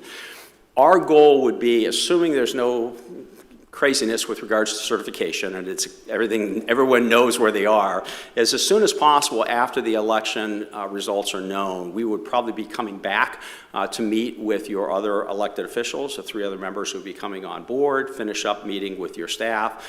In the meantime, I'll be putting together the draft of the brochure that I can put together, the background, the organization, the community, some of those things. And then we'll start to get a sense of the challenges and opportunities in the ideal attributes. So my hope would be that we'd be in a position that probably the latter part, about the time your new council is seated, around that 19th, I think that's a realistic window that we would have the draft of the brochure back for them, perhaps even at their inaugural meeting, for them to review, to make sure they're comfortable with the way we portrayed the organization, how we're looking to promote the position, and outline the proposed schedule for the search. So I think we could make that work, because I know it's a challenge. You've got an interim. Lauren's, I know, doing a great job for you, but I know at some point you're anxious to make some final decisions in this effort. So assuming that was the case, and the reason I'd like to start to launch this position around mid-November is it would allow us, the time you say go to the time the interviews take place is about 90 days. The first 30 days is marketing. But if we get into the window of Christmas and New Year's, we lose that kind of 10 days just in the process. So if we could launch mid-November, we'll have Thanksgiving. We'll lose a couple days because of that holiday, obviously, but we'd be able to probably close off the applications before we got to the Christmas holiday, and then we could be back working with the council at that point in early January, right after the holidays, to select your semifinalists, and then they would go through their processes from there, and that would put us in probably review a semifinalist, and then ultimately selection of finalists. That would put you probably mid to late February, where you would have your actual on-site interviews, and you'd make a selection. From there, it all depends on who you hire and where they're at, but typically 30 to 60 days after an appointment has been approved is when typically many of the candidates would be ready to start the position. Once again, we don't know who that would be at this stage of the game. But so that's kind of a background. I'd be more glad to address any questions or issues that you may have, and we'll go from there. Stand for a question. Question? I have none. I have a couple questions. Timeline-wise, I don't want to rush the process. We haven't had the best stability at the city manager position the last few go-rounds, so I want to make sure that, we really take our time with this. What do you recommend the application window be? So typically for most of our searches, a 30-day window is what we require to generate a successful candidate pool. We're in touch with you during that 30-day window, and we'll let you know how it's coming, and I'll give an insight. You'll get reports identifying how many candidates and the demographics and what my take is and how we're marketing the position and whether I'm comfortable that 30 days will be enough. So before we get to the end of that 30-day, you'll know whether I think we're in good shape or if we may need some more time. So my goal, as I said, I think realistically with where you're at, if we could be in a position of launching in mid, that third week, if you will, of November, I think that 30-day window gets us before the holidays, which allows me to hopefully generate a quick pool. We'll just lose people during the holidays. They won't apply for obvious reasons. So. Yeah, no, I can appreciate that. Yeah. I guess my hesitancy is I don't know how we would come up with an agreed-upon job description or brochure with the new council in that tight time period, because presumably you would speak with the new council members and then come back and present in the sunshine what our agreed-upon criteria is for an ideal candidate, and then launch from there. And I just don't see how that's possible in the timeline you just laid out. I realize that there's a lot of unknowns. We don't know who those folks are. We don't know how quickly they're going to be able to react to this issue. As I said, I'm making a couple presumptions. Number one, that I could meet with them shortly after the election, once again, assuming we know who they are and there's no uncertainties with regards to certification of election. But we could do that process. Keep in mind, most of the brochure in terms of the organization and the community and the job description, all that stuff's already going to stay the same. What I'm looking for out of those conversations between your newly elected officials and your staff is what are the challenges and opportunities, and what are the hard and soft skills and the ideal candidate attributes. So my sense is we'll have a draft of the template of the things that I can get done, reviewed by staff to make sure we get the budget numbers right, the demographic, all the basic stuff that most people will, spend some time on, but we'll have that all flushed out ahead of time. It really is those dynamics of the hard and soft skills and the challenges. Just take it from somebody, I've done a lot of these searches. I'm a former city manager. I can pretty quickly get to the essence of what people are trying to accomplish and try to craft that pretty quickly. But as you said, I don't know who those people are. I don't know how quickly they're going to come to consensus, but I would hope that we don't, normally after I finish my drafting of the brochure, I rarely have significant edits. Most of the time it's just a tweak here or a tweak there, but I get the essence of what they're doing. So I feel comfortable that can work, subject to not knowing who those folks may or may not be. City manager, what is the, I don't have my calendar up, but do we have a meeting around that time where we could finalize in that time frame? What you have currently on your agenda is a business meeting on November 19th where the new council would be sworn in, and they would pick the vice mayor and their appointments. And then there's not another business meeting until December 3rd, and then a workshop on December 10th. We did not have a workshop on the fourth Tuesday because that's the week of Thanksgiving. Unacceptable. No, I'm just kidding. So is the goal then to bring this back on the 19th and finalize from there? That would be, if you don't want to lose the holiday period, that would be my preference. Okay. But as I say, there's a lot of uncertainties here. If not the 3rd, if not the 19th, we could look at the 3rd. But then you're going to lose, we're going to have more than a 30-day window because of the holidays. Clarify for us, that would be with the newly seated council. Correct. Just so it's clear. Yeah, and I just Okay. want to make sure we're malleable in that, because if you don't have the opportunity to meet with them, obviously we want that opportunity prior to it coming. So, okay, just with that understanding. And then the only other question I had, and thank you for the presentation and meeting with me yesterday, I appreciate your time. Sure, absolutely. The salary. Absolutely. We have we have a lot of unique, we'll call them challenges and opportunities for this candidate. We're growing, obviously, at a rapid pace. We've got the western expansion on the horizon. We have a new board coming in, very green board, myself included. I've only been here for 2 years, so I still consider myself green. And we have just some, we have a large budget. We just have a lot that this person needs to be very efficient with very quickly, in my opinion. So I'm curious as to whether or not our salary is commensurate with the expectations to get a candidate that can meet the expectations we have. That's a great question. And salary is certainly a component of individuals who are looking at any position is going to look at. They'll look at housing cost and all the other dynamics that come into play as well. I will tell you that for a community of this size, and having done a variety of searches here in the state and for other comparable size organizations, my sense is your salary for a community of close to 100,000 and the types of services you offer here, you're probably between 190 to 240 to attract really well-qualified candidates. Now, that being said, I have clients that are larger that are not prepared to go that high, and what we'll say is, I will be able to get you a pool of candidates, but they're going to represent less experience, less diversity, less of things that you may be telling me you think are really important. My sense is, given what you've just described, the new council, growth management issues, from my knowledge of the previous, you got a lot of infrastructure debate challenges and issues taking place. You've got a lot of new development. You've got economic development. This is probably, at this point in your juncture as a city, you're probably looking for a fairly well-experienced member who has been in the lead role. I don't know, or in a high-level deputy in a larger organization, somebody that understands those efforts. It's probably not for the faint of heart of a first-time manager role to step into this one unless you've got a pretty broad contact and understanding the dynamics, because you're educating a board, you're working with the community, all these things that you're happening at. So it's like anything else, you pay for talent. So you can get folks that are going to be kind of qualified at a lower level, but if you're really looking, unless I hear differently, I suspect I'm going to hear you're looking for somebody that really understands these things and has had a demonstrated track record of success in a number of these arenas. That means a higher level, higher compensated individual. But I will tell you also, just as a snapshot, I mean, you piggybacked on the New Smyrna search for the city manager. That community is 30-some thousand, 33, 34,000. That salary range was 137 to 219. We hired someone at the upper end of that for a community of there. I just finished a search in the west side of the state for a relatively small community. That was brought in only about 16,000 in population. That person came in at 190.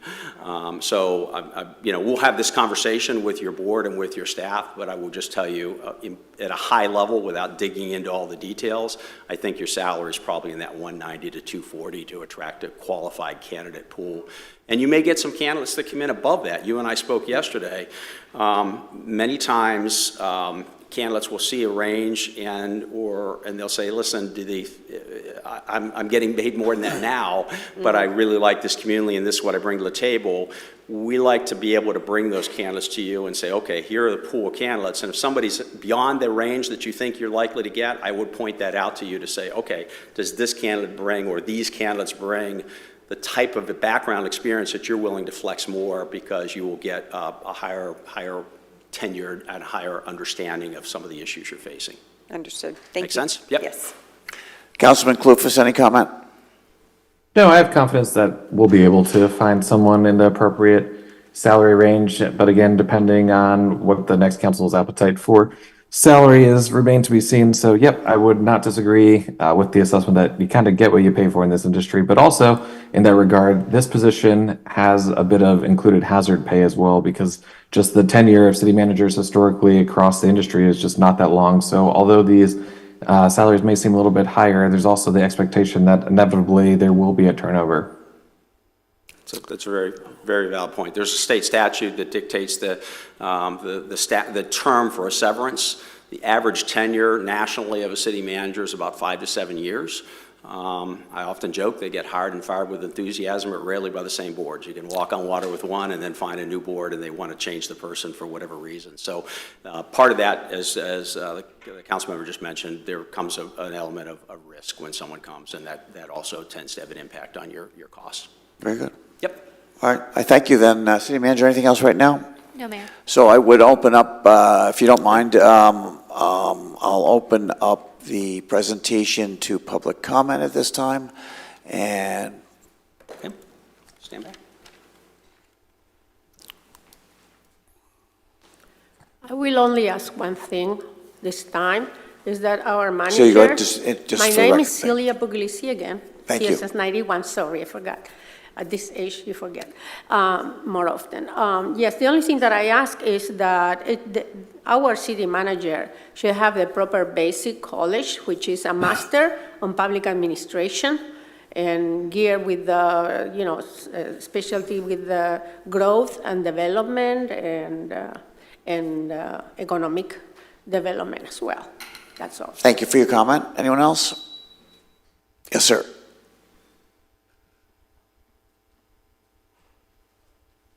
Handicap? Doug Brown, Cypress Knoll Golf Course owner.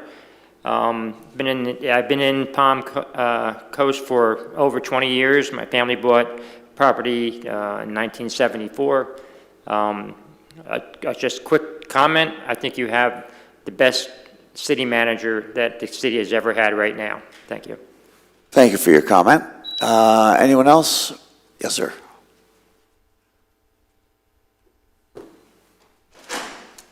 Hello, Dimitri Marousis, E-Section, Palm Coast. I think it's clear that hiring a city manager whose experience is going to be crucial for this council, or the next council that's coming out. It's going to be pretty green and experienced, but I think that can actually be a plus to someone who is experienced, who maybe wants to have a little bit more influence and maybe a little bit less barriers with a more experienced council. So this could be a challenge that an experienced manager could actually enjoy. I also believe that we shouldn't spare any expense for this, obviously, because this person has influence over potentially hundreds of millions of dollars of budget. So we need to spend all the time we can to make sure we find the right person for the job long term. So I think just spend a lot of time on this, because this is going to be really important in the next coming years. Thank you. Very good. Thank you for your comment. Are there any other members of the public that would like to comment on this item at this time? Seeing no one come forward, I'll come back to the dais. Any final comment today? Very good. All right. Then with that, we will go to our next agenda item, number 5, which is the... 4. 4, I'm sorry. I'm ahead of myself again.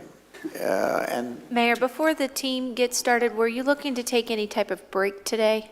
Because you still have 3 more items. Yeah, I'll leave it up to my fellow city council members. What's your druthers? I could use 15 minutes until 1. Till 1 o'clock? Okay, so everybody good with that? Councilman Klofis? Yep, I All right, may we have actually be consensus, on so the we'll other side. adjourn. He was saying something. Oh, yep, I was just saying I may be absent on the other side of this. I have one final appointment up here that I have to attend to this afternoon. I don't know what that means, but okay. So we'll adjourn till 1 o'clock. All right, very good. We'll see you then at 1.